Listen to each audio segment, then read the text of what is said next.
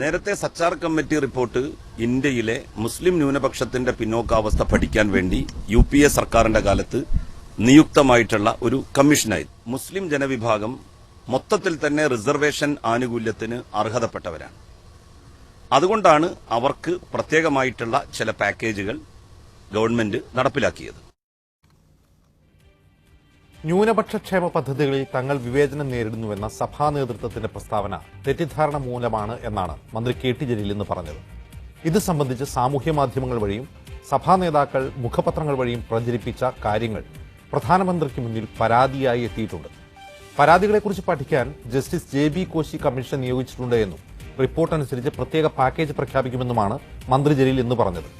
ജലീലിന്റെ വിശദീകരണം കൊണ്ട് സഭാ നേതൃത്വം അടങ്ങുമോ, അതോ ജലീലിനെതിരെയും പ്രചാരണം തുടരും? സമൂഹത്തിൽ വർഗീയ വിദ്വേഷം ജനിപ്പിക്കുന്ന വിദ്വേഷ പ്രചാരണം സാമൂഹ്യ മാധ്യമങ്ങളിൽ തുടരുമ്പോൾ സർക്കാർ മൗനം പാലിക്കുന്നത് എന്തിനാണ്? സ്പെഷ്യൽ എഡിഷനിലേക്ക് സ്വാഗതം. നമ്മളോടൊപ്പം അതിഥികളായി ഡോക്ടർ VPP മുസ്തഫ CPM നേതാവ്, മുസ്ലിം ലീഗ് നേതാവ് KNA Khader MLA, Christian council വക്താവ് കെന്നഡി കരിമ്പങ്കാല, സാമൂഹ്യ നിരീക്ഷകൻ അഷ്റഫ് കടക്കൽ, AMT വക്താവ് ഷൈജു ആന്റണി എന്നിവർ ചേരും. ആദ്യം കെന്നഡിയിലേക്ക്. ശ്രീ കെന്നഡി, ഈ വിഷയം നാം മുമ്പ് ചർച്ച ചെയ്തതാണ്. പക്ഷേ ഇപ്പോൾ അതിനൊരു ക്ലാരിറ്റി വന്നിരിക്കുന്നു. ന്യൂനപക്ഷ ക്ഷേമ വകുപ്പ് മന്ത്രി തന്നെ ഇന്ന് വ്യക്തമാക്കിയിരിക്കുന്നു, തെറ്റിദ്ധാരണയാണ് ക്രൈസ്തവ സഭാ നേതൃത്വത്തിനുള്ളത്, തെറ്റിദ്ധാരണ മൂലമുള്ള പരാതികളാണ് അവർ ഉന്നയിക്കുന്നത്. ഇനി എന്തെങ്കിലും സാമൂഹ്യ പ്രശ്നങ്ങൾ, സാമൂഹ്യ പിന്നോക്കാവസ്ഥ അവർക്കുണ്ടെങ്കിൽ അത് പഠിക്കാൻ ഒരു കമ്മീഷനെ നിയോഗിച്ചിട്ടുണ്ട്. ആ റിപ്പോർട്ട് അനുസരിച്ച് അവർക്ക് വേണ്ടി പ്രത്യേക പാക്കേജുകൾ സർക്കാർ നടപ്പാക്കുമെന്ന്. നിങ്ങളുടെ തെറ്റിദ്ധാരണ മാറിയോ ജലീലിന്റെ വിശദീകരണത്തോടെ?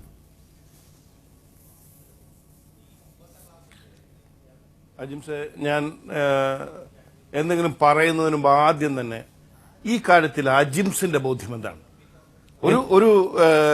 ഈ കേരളത്തിൽ ജീവിക്കുന്ന ഒരു ന്യൂനപക്ഷ സമുദായ അംഗം എന്ന നിലയിൽ, പച്ചയ്ക്ക് മുസ്ലിം സമുദായ അംഗം എന്ന നിലയിൽ, ഞാൻ മുസ്ലിമാണ് എന്നൊരു ധാരണയിലാകട്ടോ സംസാരിക്കുന്നത്. അത്തരം കാര്യങ്ങൾക്ക് പ്രസക്തിയില്ല. എന്റെ ചോദ്യം ഡയറക്റ്റാണ്. എന്റെ ബോധ്യം എന്താണോ എന്നുള്ളതല്ല പ്രശ്നം. അതായത് ഈ ഉന്നയിക്കപ്പെട്ട പരാതി തെറ്റിദ്ധാരണ മൂലമാണെന്ന് വകുപ്പ് മന്ത്രിയാണ് പറയുന്നത്. വകുപ്പ് മന്ത്രി അത് പറയുമ്പോൾ നമുക്കത് മുഖവിലയ്ക്ക് എടുത്തേ പറ്റൂ. അദ്ദേഹം ജനപ്രതിനിധിയാണ്, മന്ത്രിയാണ്. ആ വിശദീകരണം നിങ്ങൾക്ക് സ്വീകാര്യമാണോ എന്നാണ് ചോദ്യം. അജിംസെ, എങ്ങനെ സ്വീകാര്യമാകും? ഇത് ഈ ലോകത്തെ മുഴുവൻ പമ്പര വിഡ്ഢികളാക്കാനായിട്ട് ജലീൽ സാഹിബ് ശ്രമിച്ചു കഴിഞ്ഞു കഴിഞ്ഞാൽ ലോകം മുഴുവൻ വിഡ്ഢികളാകുമെന്നാണോ അദ്ദേഹം കരുതി വെച്ചിരിക്കുന്നത്? അദ്ദേഹം എന്താ പറഞ്ഞു വെക്കുന്നത്? മൊത്തത്തിൽ തന്നെ മുസ്ലിം സമുദായത്തിന് പിന്നോക്കാവസ്ഥയാണെന്ന്. അറക്കൽ ബീവി അടക്കം ഉന്നത കുലജാതരായ തങ്ങൾ കുടുംബാംഗങ്ങളടക്കമുള്ള മുസ്ലിം സമുദായത്തെ പറ്റിയാണോ പറയുന്നത്? സംവരണത്തെ കുറിച്ചാണ് നിങ്ങൾ പറയുന്നതെങ്കിൽ ഒരു സമുദായം, മതസമുദായം എന്ന അർത്ഥത്തിൽ മുസ്ലിങ്ങൾ മുഴുവനും സംവരണ അർഹരല്ല. അവരിൽ നിന്ന് ക്രീമിലിയറിനെ, അതായത് താങ്കൾ പറഞ്ഞ അറക്കൽ ബീവിയെ ഒഴിച്ചു നിർത്തിയവർക്കാണ് സംവരണമുള്ളത്. അപ്പോൾ മൊത്തത്തിൽ പൊതുവായ ഒരു കാര്യമല്ല. പിന്നെ സച്ചാർ കമ്മീഷൻ റിപ്പോർട്ട് കണ്ടെത്തിയ ഒരു കാര്യമാണ് സർക്കാരുകൾക്ക് മുമ്പിൽ വന്നത്. അതനുസരിച്ചാണ് പദ്ധതികൾ തയ്യാറാക്കിയിട്ടുള്ളത്. അജിംസെ, മന്ത്രി പറഞ്ഞത് നമ്മൾ വാക്കുകളായി തന്നെ എടുക്കൂ. ലോകത്തെ തെറ്റിദ്ധരിപ്പിക്കുന്ന ഒരു പ്രസ്താവന ഇന്ന് നടത്തിയെന്ന് ആദ്യം സമ്മതിക്കുക. 2, സച്ചാർ കമ്മീഷൻ UPയുടെ ഒന്നാം UPയുടെ സമയത്താണ് നമുക്കറിയാം. കെന്നഡി, അത് ക്ലിയർ ചെയ്ത് പോവാം. എന്താണ് മന്ത്രിയുടെ തെറ്റിദ്ധാരണജനകമായ പ്രസ്താവന? അത് പറയൂ. അതായത് മുസ്ലിം ജനവിഭാഗത്തിൽ മൊത്തത്തിൽ തന്നെ പിന്നോക്കാവസ്ഥയാണെന്ന് പറഞ്ഞു വെക്കുന്നത് തെറ്റ് അല്ല. അത് കേന്ദ്ര സർക്കാർ നോക്കൂ. ഒന്നാം UPA സർക്കാർ നിയോഗിച്ച കെന്നഡി, ഒന്നാം UPA സർക്കാർ നിയോഗിച്ച സച്ചാർ കമ്മീഷൻ റിപ്പോർട്ടിന്റെ കണ്ടെത്തലാണ് ഇന്ത്യയിൽ ദളിത് വിഭാഗങ്ങളെക്കാൾ സാമൂഹികമായും സാമ്പത്തികമായും പിന്നോക്കാവസ്ഥയിലാണ് മുസ്ലിങ്ങൾ എന്ന് കണ്ടെത്തിയത് ജലീലല്ല, അത് സച്ചാർ കമ്മീഷനാണ് കണ്ടെത്തിയത്. അത് കേന്ദ്ര സർക്കാർ അംഗീകരിച്ചതാണ്. ആ സച്ചാർ കമ്മീഷൻ റിപ്പോർട്ടിന്റെ അടിസ്ഥാനത്തിലുള്ള ക്ഷേമ പദ്ധതികളാണ് ഇപ്പോഴത്തെ നരേന്ദ്രമോദി സർക്കാരും പിന്തുടരുന്നത്. അത്രയേ ഉള്ളൂ. ഇനി അത് തിരുത്തണമെങ്കിൽ സർക്കാരുകൾ തിരുത്തണം. ഈ കേന്ദ്ര സർക്കാർ തിരുത്തണം, സംസ്ഥാന സർക്കാരുകൾ തിരുത്തണം. അജിംസെ, ഞാൻ പറഞ്ഞു വരുമ്പോ ഞാൻ അതിന്റെ ആ കാര്യങ്ങളിലേക്ക് തന്നെയാണ് കടന്നു വരുന്നത്. അപ്പോൾ ഇടയ്ക്കിടയ്ക്ക് ഇടപെടുന്നത് കൊണ്ട് എനിക്ക് ബുദ്ധിമുട്ടുണ്ടാവുന്നുണ്ട്. ഞാൻ ആ കാര്യത്തിലേക്ക് തന്നെയാണ് വരുന്നത്. പക്ഷേ മന്ത്രി ലോകത്തെ തെറ്റിദ്ധരിപ്പിക്കാൻ ശ്രമിച്ചത് ജനത്തിന് ബോധ്യപ്പെടണം. അതുകൊണ്ടാണ് ഞാൻ സ്ട്രെസ് ചെയ്ത് പറയുന്നത്. സച്ചാർ കമ്മീഷനിലേക്ക് ഞാൻ വരാം. ഞാൻ ഈ ലോകത്തോട് തന്നെ ചോദിക്കുന്നു, സച്ചാർ കമ്മീഷൻ എന്ന് പറയുന്ന ഒരു കമ്മീഷൻ വെച്ചിട്ട് ഒരു ഇന്ത്യയിൽ നമുക്കറിയാം മുസ്ലിം മാത്രമല്ല, മുസ്ലിമും ക്രിസ്ത്യനും സിഖും ബുദ്ധനും ജൈനനും പാഴ്സിയും അടങ്ങുന്ന ന്യൂനപക്ഷങ്ങൾ ഇത്രയും ഉണ്ടായിട്ട് ഒരു സമുദായത്തിന് മാത്രമായി അവരുടെ പിന്നോക്കാവസ്ഥ പഠിക്കാൻ ഒരു കമ്മീഷൻ വെച്ചത് ശരിയോ? ആദ്യത്തെ ചോദ്യം. ഓക്കെ, ചോദ്യം നമ്പർ 1. കെന്നഡി ആ കമ്മീഷൻ നിയോഗിച്ചത് ഒരു നിമിഷം അത് ക്ലിയർ ആക്കട്ടെ. അല്ലല്ല, അതുകൊണ്ടല്ല, അത് ക്ലിയർ ആക്കി പോകണം. ആ ചോദ്യം ഉന്നയിക്കേണ്ടിയിരുന്ന ഒന്നാം UPA സർക്കാരിന്റെ കാലത്ത് ഏതാണ്ട് 14 വർഷം മുമ്പ് നിങ്ങൾ ഉന്നയിക്കേണ്ട ഒരു ചോദ്യമാണ്. അത് നിയോഗിച്ചപ്പോൾ അത് നിയോഗിച്ചു, അതിന്റെ പഠന റിപ്പോർട്ട് വന്നു, അതിന്മേൽ ക്ഷേമ പദ്ധതികൾ നടപ്പാക്കി. അപ്പോഴൊന്നും ഇല്ലാത്ത പരാതി 2021 നിങ്ങൾക്കുണ്ടാവുന്നത്. അതുകൊണ്ടാണ് ചോദ്യം ചെയ്യപ്പെടുന്നത്. ആരാ പറഞ്ഞത് 2021 കരച്ചിൽ തുടങ്ങിയിട്ട് ഏറെ നാളായി. മാധ്യമങ്ങളുടെ ശ്രദ്ധയിലേക്ക് വന്നതോ അല്ലെങ്കിൽ മാധ്യമങ്ങൾ ശ്രദ്ധിച്ചതോ ഇപ്പോഴാണെന്ന് കരുതിയാൽ മതി. ഇനി സച്ചാർ കമ്മീഷൻ, ആ സച്ചാർ കമ്മീഷൻ ഒരു മതത്തിന് വേണ്ടി മാത്രമായി, അവരുടെ പിന്നോക്കാവസ്ഥ മാത്രമായി ഒരു കമ്മീഷനെ വെച്ചത് തെറ്റ്. മൊത്തത്തിലുള്ള പിന്നോക്കാവസ്ഥ അന്വേഷിക്കാനായിട്ട് പഠിക്കാനായിട്ട് കമ്മീഷൻ കെന്നഡി, ഈ LDF സർക്കാർ ക്രൈസ്തവർക്കിടയിലെ പിന്നോക്കാവസ്ഥ പഠിക്കാൻ വേണ്ടി ജസ്റ്റിസ് JB കോശി കമ്മീഷൻ നിയോഗിച്ചിട്ടുണ്ട്. അതും തെറ്റാവും? അജിൻസെ, എന്റെ വാക്കുകളെ ഖണ്ഡിച്ചുകൊണ്ട് കാര്യങ്ങളെ തെറ്റിദ്ധരിപ്പിക്കാൻ അജിൻസ് ശ്രമിക്കണ്ട. അജിൻസ് എന്നെ പൂർത്തിയാക്കാൻ സമ്മതിക്കാത്തത് കൊണ്ട് ലക്ഷ്യം വ്യക്തം. അജിൻസിന് ഒരു പോയിന്റിലേക്ക് കൊണ്ടെത്തിക്കണം. ഞാൻ അതിന് വഴങ്ങില്ല അജിൻസെ. ഞാൻ പറയട്ടെ, എന്റെ പോയിന്റ് ക്ലിയർ ആണ്. നോക്കൂ, ഞാൻ മുഖവിലക്കെടുക്കുന്നത് കെന്നഡി, ഒരു നിമിഷം കെന്നഡി, ഞാൻ മുഖവിലക്കെടുക്കുന്നത് ഒരു മന്ത്രിയുടെ പ്രസ്താവനയാണ്. നോക്കൂ, ശരിയല്ല, ഞാൻ മുഖവിലക്കെടുക്കുന്ന ഒരു മന്ത്രിയുടെ പ്രസ്താവനയാണ്. അദ്ദേഹം പറയുന്നു സഭാ നേതൃത്വം തെറ്റിദ്ധരിക്കപ്പെട്ടു എന്ന്. എങ്കിൽ അതിൽ വസ്തുതയുണ്ടോ എന്നാണ് ഞാൻ പരിശോധിക്കുന്നത്. ഞാൻ താങ്കളോട് ചോദിക്കുകയാണ്, താങ്കൾക്ക് വിശദീകരിക്കാം. അത് തന്നെയാണ് ഞാൻ മറുപടി തരുന്നത്. അതിന് മറുപടി പറയുമ്പോ ഓരോ ഇഞ്ചിലും എന്തിനാണ് എന്നെ അജിൻസ് വെട്ടുന്നത്? എന്നെ പൂർത്തിയാക്കാൻ അനുവദിക്കും. താങ്കൾ പൂർത്തിയാക്കും. അപ്പോ സച്ചാർ കമ്മീഷനെ ഇതിനെ പഠിക്കാനായി നിയോഗിച്ചു. ഈ സച്ചാർ കമ്മീഷൻ ഇന്ത്യ എന്ന ഒരു യൂണിയൻ തലത്തിലായിരിക്കുമല്ലോ തീർച്ചയായും അതിന്റെ ഒരു പഠനം നടത്തുക. നമുക്കറിയാം കേരളത്തിൽ എത്ര ഡിസ്ട്രിക്റ്റിൽ ഇതിന് വ്യവസ്ഥാപിതമായി സച്ചാർ കമ്മീഷന്റെ പഠനം നടന്നിട്ടുണ്ട്. കേരളത്തിൽ എത്ര ജില്ലയിൽ ഏതൊക്കെ സംഘടനകൾ ഇതിലേക്ക് റിപ്പോർട്ട് കൊടുത്തിട്ടുണ്ട്? എന്തൊക്കെ റിപ്പോർട്ടുകൾ കേരളത്തെ സംബന്ധിച്ച് സച്ചാർ കമ്മീഷന്റെ വന്നിട്ടുണ്ട്? കണ്ണടച്ചാൽ അജിൻസെ എല്ലാവർക്കും ഇരുട്ടാവില്ല.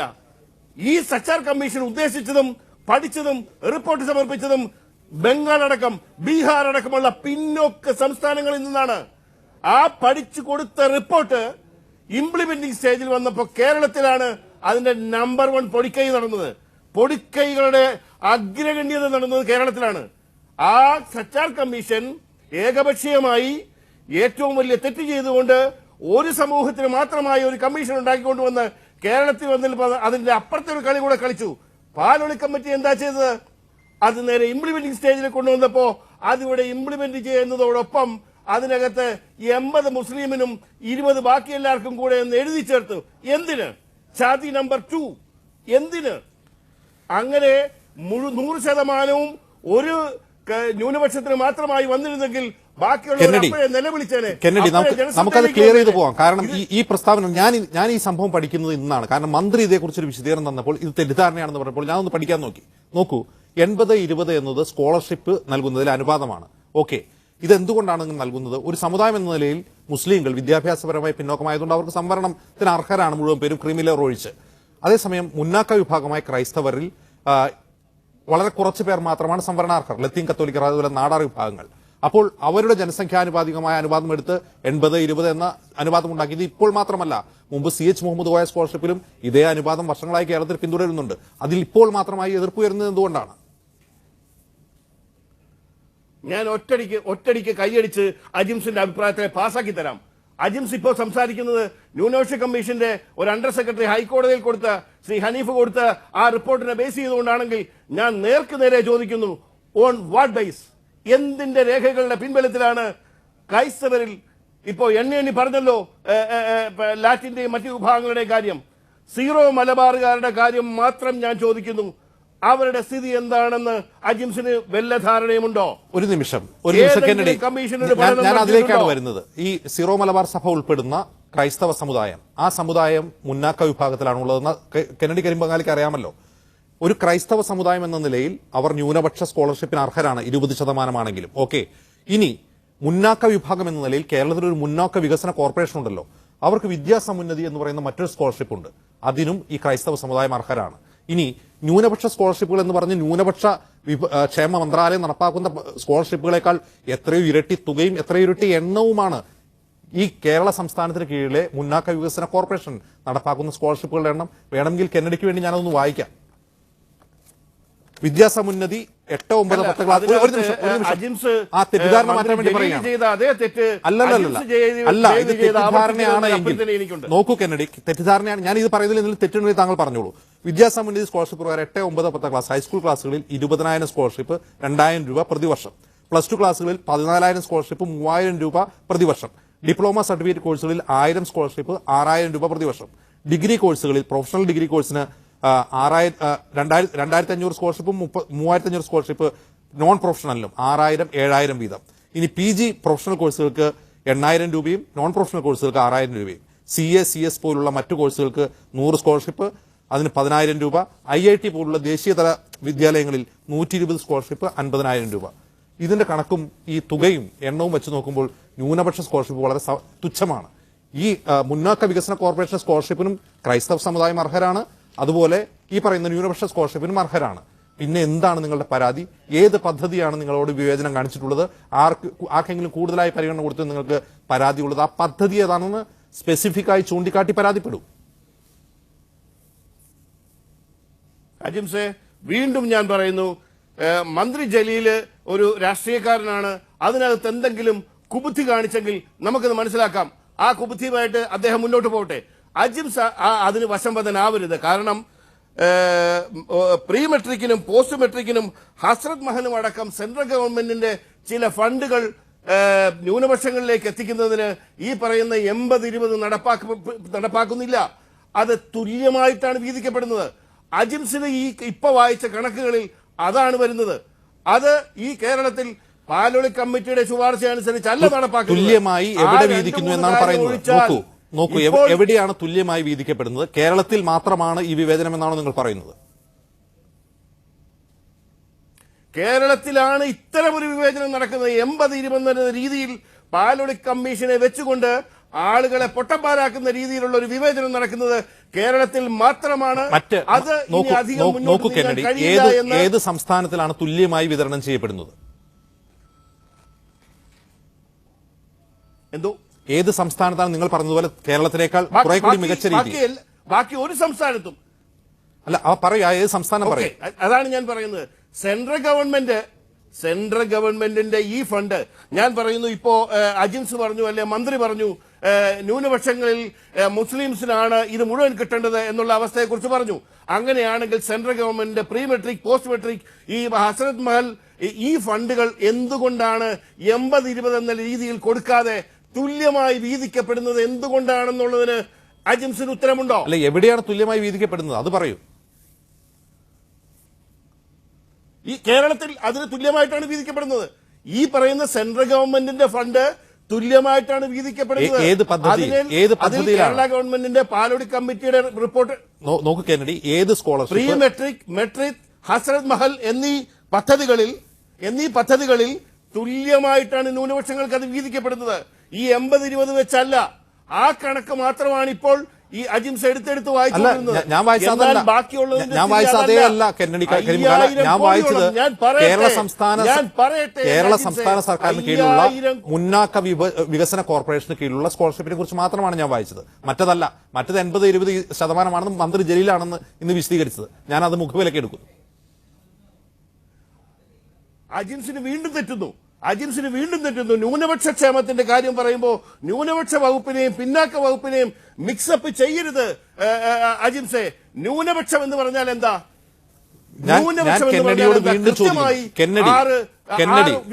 അതായത് കേന്ദ്രാവിഷ്കൃത ന്യൂനപക്ഷ സ്കോളർഷിപ്പുകളിൽ ചിലതിന് 80-20 എന്ന അനുപാതവും ചിലതിന് അങ്ങനെയല്ലാത്ത തുല്യമായ വിഭജനവും എന്നാണ് കെന്നഡി വാദിക്കുന്നത്. എങ്കിൽ അത് ഏതാണ് എന്നാണ് കൃത്യമായി ചോദിക്കുന്നത്. ഹസ്രത്ത് മഹൽ എന്നൊരു സ്കോളർഷിപ്പ് ഇല്ല.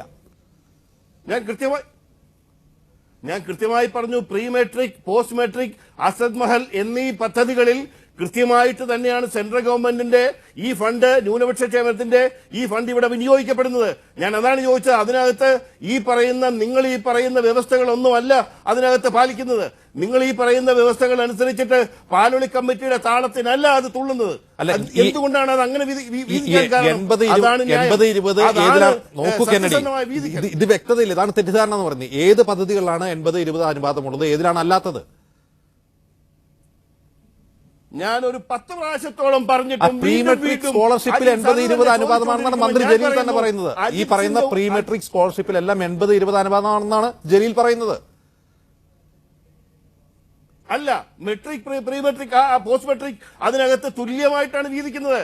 ഞാൻ വെല്ലുവിളിക്കുന്നു അദ്ദേഹത്തെ, കണക്കും കൊണ്ടുവരട്ടെ. എവിടെയെങ്കിലും ഒന്ന് ഇനി ഏത് സ്കോളർഷിപ്പിലാണ് അങ്ങനെ അല്ലാതെ ജനത്തെ മുഴുവൻ നോക്കൂ കെന്നഡി, കാര്യങ്ങളാണ് നടക്കുന്നത്. അതിൽ തുല്യമായി വീതിക്കുന്നു. ഇനി ഏതിലാണ് തുല്യമല്ലാതെ വീതിക്കുന്നത്? ബാക്കിയുള്ള സംവിധാനങ്ങൾ മുഴുവൻ സ്കോളർഷിപ്പ് സ്പെസിഫിക്കായി പറയൂ കെന്നഡി. അവിടെയാണ് പ്രശ്നം. ഇതാണ് തെറ്റിദ്ധാരണ എന്ന് മന്ത്രി പറയുന്നത്. ഏത് പദ്ധതിയിലാണ് വിവേചനമെന്ന് കൃത്യമായി പറയൂ. ആകാശത്തേക്ക് വെടി പൊട്ടിക്കുകയല്ല വേണ്ടത്. 5000 കോടി രൂപയോളം 5000 കോടി രൂപയോളമുള്ള കേന്ദ്ര ഗവൺമെന്റിന്റെ ഫണ്ടിനകത്ത് 20% ബാക്കിയുള്ള 5 വിഭാഗത്തിനും കൂടെ കൊടുത്തത് ഒരു ഔദാര്യമാണെന്നും ഞങ്ങളുടെ വക ഒരു പിച്ച 5000 കോടിയുടെ ഏത് പദ്ധതിയിലാണ് വിവേചനം എന്നാണ് കെന്നഡി ചോദിക്കുന്നത്. 5000 കോടിയുടെ പദ്ധതി ഉണ്ടെന്ന് തന്നെ ഇരിക്കട്ടെ, അതിൽ ഏത് പദ്ധതിയിലാണ് ഒരു പ്രത്യേക വിഭാഗത്തോട് വിവേചനമുള്ളതെന്ന് കൃത്യമായി പറയൂ. ഈ എണ്ണിപ്പറഞ്ഞ 3-4 പദ്ധതികൾ ഒഴിച്ച് ബാക്കി മുഴുവൻ പദ്ധതികളിലും 80-20 എന്ന വിവേചനമാണ് ഈ നാട്ടിൽ നടക്കുന്നത്. നോക്കൂ കെന്നഡി, ഏത് പദ്ധതിയിലാണ് വിവേചനം എന്ന് ചോദിക്കുമ്പോൾ 1-2 പദ്ധതിയുടെ പേരെങ്കിലും നിങ്ങൾക്ക് പറയാൻ കഴിയണം. ന്യൂനപക്ഷ ക്ഷേമ വകുപ്പിന്റെ കീഴിലുള്ള എല്ലാ പദ്ധതികളിലും ഓരോ സ്കോളർഷിപ്പ് എടുത്തോളൂ. മദർ തെരേസ സ്കോളർഷിപ്പ് എടുത്തോളൂ, മുണ്ടശ്ശേരി മാസ്റ്ററിന്റെ പേരിലുള്ള സ്കോളർഷിപ്പ് എടുത്തോളൂ. ഓരോ കാര്യത്തിലും ഇതിനകത്ത് മുഴുവൻ 80-20 എന്ന വിവേചനമാണ് നടക്കുന്നത് എന്ന് വളരെ വ്യക്തമായി അതിൽ വിവേചനം ഉണ്ടെങ്കിൽ തന്നെ അത് എന്തുകൊണ്ടാണ് വിവേചനം ഉള്ളത്? 80-20 എന്ന വിവേചനം വരുന്നത് എന്തുകൊണ്ടാണ്? ഒന്ന്, ഇതൊരു മുന്നോക്ക സമുദായമാണ്. നോക്കൂ കെന്നഡി, ക്രൈസ്തവർ എന്ന് പറയുന്നത് മുന്നോക്ക വിഭാഗത്തിൽ പെടുന്നവരാണ്.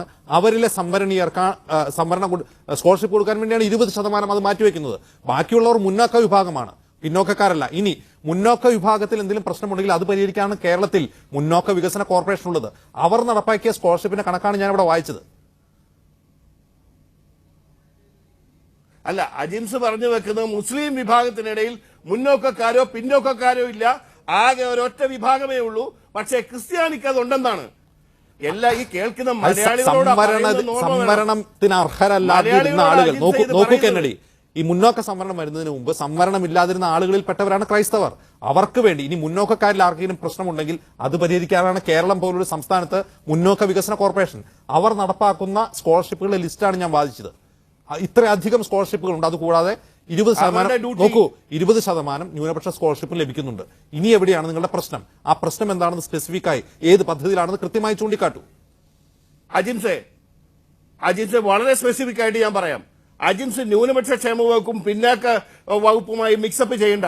ശ്രദ്ധിക്കൂ, ഈ ന്യൂനപക്ഷ ക്ഷേമ വകുപ്പ് എന്ന് പറഞ്ഞാൽ എന്താണ് അതിന്റെ ഒരു പ്രിലിമിനറി ഡ്യൂട്ടി? എന്താണ് ന്യൂനപക്ഷങ്ങളുടെ ക്ഷേമം? ന്യൂനപക്ഷങ്ങൾ ഏതാണ്? മുസ്ലിമും ക്രിസ്ത്യാനിയും അടങ്ങുന്ന 6 വിഭാഗം. ആ ന്യൂനപക്ഷങ്ങളെ അവരുടെ അവശതകളിൽ കൈത്താങ്ങാകണമെങ്കിൽ മുസ്ലിമിനേക്കാൾ കൂടുതൽ ആനുകൂല്യങ്ങളും അവസരങ്ങളും ഫണ്ടും കൊടുക്കേണ്ടത് ക്രിസ്ത്യാനിക്കല്ലേ? അപ്പോഴല്ലേ ന്യൂനപക്ഷ വകുപ്പിന്റെ ഒരു ഉദ്യമം വിജയിക്കുള്ളൂ? അപ്പോഴല്ലേ ദൗത്യം പൂർത്തിയാകൂ? അതോ ന്യൂനപക്ഷത്തിൽ ഭൂരിപക്ഷത്തിന് കൊടുക്കാനുള്ളതാണ് തുക? അങ്ങനെയെങ്കിൽ അങ്ങനെ പറയൂ. 100% മുസ്ലിം ക്ഷേമ വകുപ്പാക്കി ഇത് മാറ്റൂ. അതല്ലേ കുറച്ചുകൂടെ അന്തസ്. കെന്നഡി പറയുന്നത് ന്യൂനപക്ഷ വിഭാഗങ്ങളിലെ ഏറ്റവും ന്യൂനപക്ഷമായ വിഭാഗമാണ് കൂടുതൽ തുക കൊടുക്കേണ്ടതാണെന്ന് കെന്നഡി പറയുന്നത്. ശരി, ശ്രീ കെ എൻ ഖാദർ, ഇതൊരു രാഷ്ട്രീയ പ്രശ്നം മാത്രമല്ല, ഒരു നിമിഷം. ശ്രീ കെ എൻ ഖാദർ, ഒരു രാഷ്ട്രീയ പ്രശ്നം മാത്രമല്ല, സാമൂഹിക പ്രശ്നമായിക്കൊണ്ടിരിക്കുകയാണ്. കാരണം സമൂഹത്തിനിടയിൽ വിദ്വേഷ പ്രചാരണവും മറ്റും നടന്നുകൊണ്ടിരിക്കുന്നു. അതിന്റെ ഗുണഭോക്താക്കൾ ആരാണെന്ന് ഇപ്പോൾ ചർച്ച ചെയ്യാൻ സമയമില്ല. പക്ഷേ മന്ത്രി ജലീൽ ഇന്ന് ആദ്യമായി ന്യൂനപക്ഷ ക്ഷേമ വകുപ്പ് മന്ത്രിയാണ്, അതേക്കുറിച്ച് വിശദീകരിച്ചിട്ടും കെന്നഡി കരിമ്പങ്കാലയെ പോലുള്ളവർക്കത് സ്വീകാര്യമാകുന്നില്ല. അതിനെ മന്ത്രി കൂടുതൽ തെറ്റിദ്ധരിപ്പിക്കുകയാണ് എന്നാണ് പറയുന്നത്. ഈ കാര്യത്തിൽ എന്താണ് സർക്കാർ ചെയ്യേണ്ടത്? മറ്റ് രാഷ്ട്രീയ പാർട്ടികളുടെ റോൾ എന്താണ് ഇക്കാര്യത്തിൽ?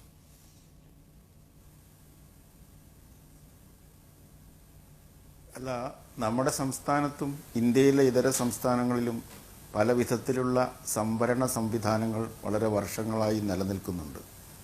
ആ സംവരണ സംവിധാനമനുസരിച്ച് ഓരോ ജനവിഭാഗത്തിനും, പിന്നാക്കക്കാരിൽപ്പെട്ട ഓരോ ജനവിഭാഗത്തിനും ഇത്ര ശതമാനത്തിന് അർഹതയുണ്ട് എന്ന് തീരുമാനിക്കപ്പെട്ടിട്ടുണ്ട്.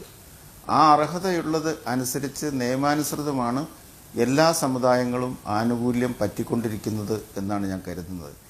ഏതെങ്കിലും ഒരു സമുദായം ആ നിയമവ്യവസ്ഥകൾക്ക് അതീതമായി സംവരണത്തിൻ്റെ ആനുകൂല്യം പറ്റാനുള്ള യാതൊരു സൗകര്യവും സാധ്യതകളും നിലവിലില്ല.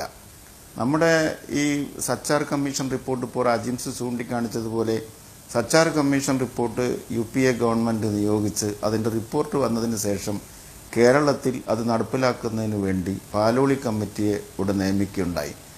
അവർ കൂടി മനസ്സിലാക്കിയിട്ട് ചില നിർദ്ദേശങ്ങൾ സമർപ്പിച്ചതാണ് ഇപ്പോൾ ഇവിടെ നടപ്പിലാക്കിക്കൊണ്ടിരിക്കുന്ന ഒരു കാര്യം. ഈ ക്രൈസ്തവ സമുദായം നമ്മുടെ മുസ്ലിം സമുദായം ഉൾപ്പെടെ എല്ലാ സമുദായങ്ങൾക്കും ഒരു മാർഗദർശനമായി മുമ്പിൽ നടന്ന ഒരു സമുദായമാണ്. വിദ്യാഭ്യാസ രംഗത്ത് പുതിയ വിദ്യാഭ്യാസ സ്ഥാപനങ്ങൾ സ്ഥാപിച്ചും ആരോഗ്യരംഗത്ത് ആശുപത്രികളും ചികിത്സയും നടത്തിയും നമ്മളെല്ലാം പഠിപ്പിച്ചതും നമുക്കെല്ലാം ചികിത്സ നൽകിയതും ഈ ക്രൈസ്തവ സമുദായമാണ്. അവരുടെ അതേ വഴിയിൽ മറ്റ് സമുദായങ്ങൾ കൂടി ഇപ്പോൾ സഞ്ചരിക്കുന്നു എന്ന് മാത്രമേ ഉള്ളൂ. ആ സമുദായവും ഈ സമുദായങ്ങൾ തമ്മിൽ തന്നെ ഒരു സ്പർദ്ധ ഉണ്ടാകത്തക്ക രീതിയിലുള്ള ഒരു പ്രശ്നങ്ങളും ഇപ്പോൾ ഇവിടെ ആവിർഭവിച്ചിട്ടുണ്ട് എന്നെനിക്ക് തോന്നുന്നില്ല. എല്ലാ സമുദായങ്ങളും ഒരുമിച്ച് സമാധാനത്തിലും സൗഹാർദ്ദത്തിലും കഴിയണം എന്നാണ് ഞാൻ ആഗ്രഹിക്കുന്നത്, കരുതുന്നത്. ഈ മുസ്ലിം സമുദായവും ക്രൈസ്തവ സമുദായവും ഒരേ വൃക്ഷത്തിൻ്റെ രണ്ട് ശാഖകൾ മാത്രമാണ്. അവർ തമ്മിലുള്ള ബന്ധം ഒരു സംവരണത്തിൻ്റെ മാത്രം ബന്ധമല്ല, ഒരാത്മീയമായ ബന്ധമുണ്ട്. അന്താരാഷ്ട്ര തലത്തിൽ തന്നെ ക്രൈസ്തവ സമുദായം സമാധാനം കാക്ഷിക്കുന്ന മാർപ്പാപ്പയുടെയൊക്കെ സമീപനങ്ങൾ നമുക്കറിയാം. എല്ലാ സമുദായങ്ങളിലും എല്ലാ ജനവിഭാഗങ്ങളിലും സമാധാനമുണ്ടാകണമെന്ന് ആഗ്രഹിക്കുന്ന വളരെ വികസിതമായ ഒരു സമൂഹമാണ് ക്രൈസ്തവ സമുദായം എന്ന് പറയുന്നത്. അപ്പോൾ ഈ സമുദായങ്ങൾ തമ്മിൽ കേരളത്തിൽ പോലും ഒരു സ്ഥലത്തും ഒരു സ്പർദ്ധയും തർക്കങ്ങളും സംവരണ കാര്യത്തിലല്ല ഒരു കാര്യത്തിലും ഉണ്ടാകാൻ പാടില്ല. ബാബരി മസ്ജിദ് തകർക്കപ്പെട്ട സന്ദർഭത്തിൽ കേരളത്തിൽ സമാധാനം നിലനിർത്തിയതിന് മുസ്ലിം മത നേതാക്കന്മാരെയും സമുദായ നേതാക്കന്മാരെയും ബിഷപ്പുമാർ അഭിനന്ദിക്കുകയും അനുമോദിക്കുകയും ചെയ്ത സന്ദർഭങ്ങൾ ഉണ്ടായത് ഞാൻ ഇപ്പോഴും ഓർക്കുകയാണ്. ഇത് ഒരു അന്താരാഷ്ട്ര ഗൂഢാലോചനയുടെ ഭാഗമായിട്ടാണോ ഈ സമുദായങ്ങൾ തമ്മിൽ ഒരു സംഘർഷം വളർത്തിക്കൊണ്ടുവരാൻ ആരെങ്കിലും ശ്രമിക്കുന്നത് എന്ന് സംശയിച്ചു പോവുകയാണ്. വാസ്തവത്തിൽ അത്തരത്തിലുള്ളൊരു പ്രശ്നം ഉണ്ടെങ്കിൽ ഈ മുസ്ലിം കമ്മ്യൂണിറ്റി അനർഹമായി എന്തെങ്കിലും നേടിയിട്ടുണ്ടെങ്കിൽ അവരെ തിരിച്ചു കൊടുക്കണം.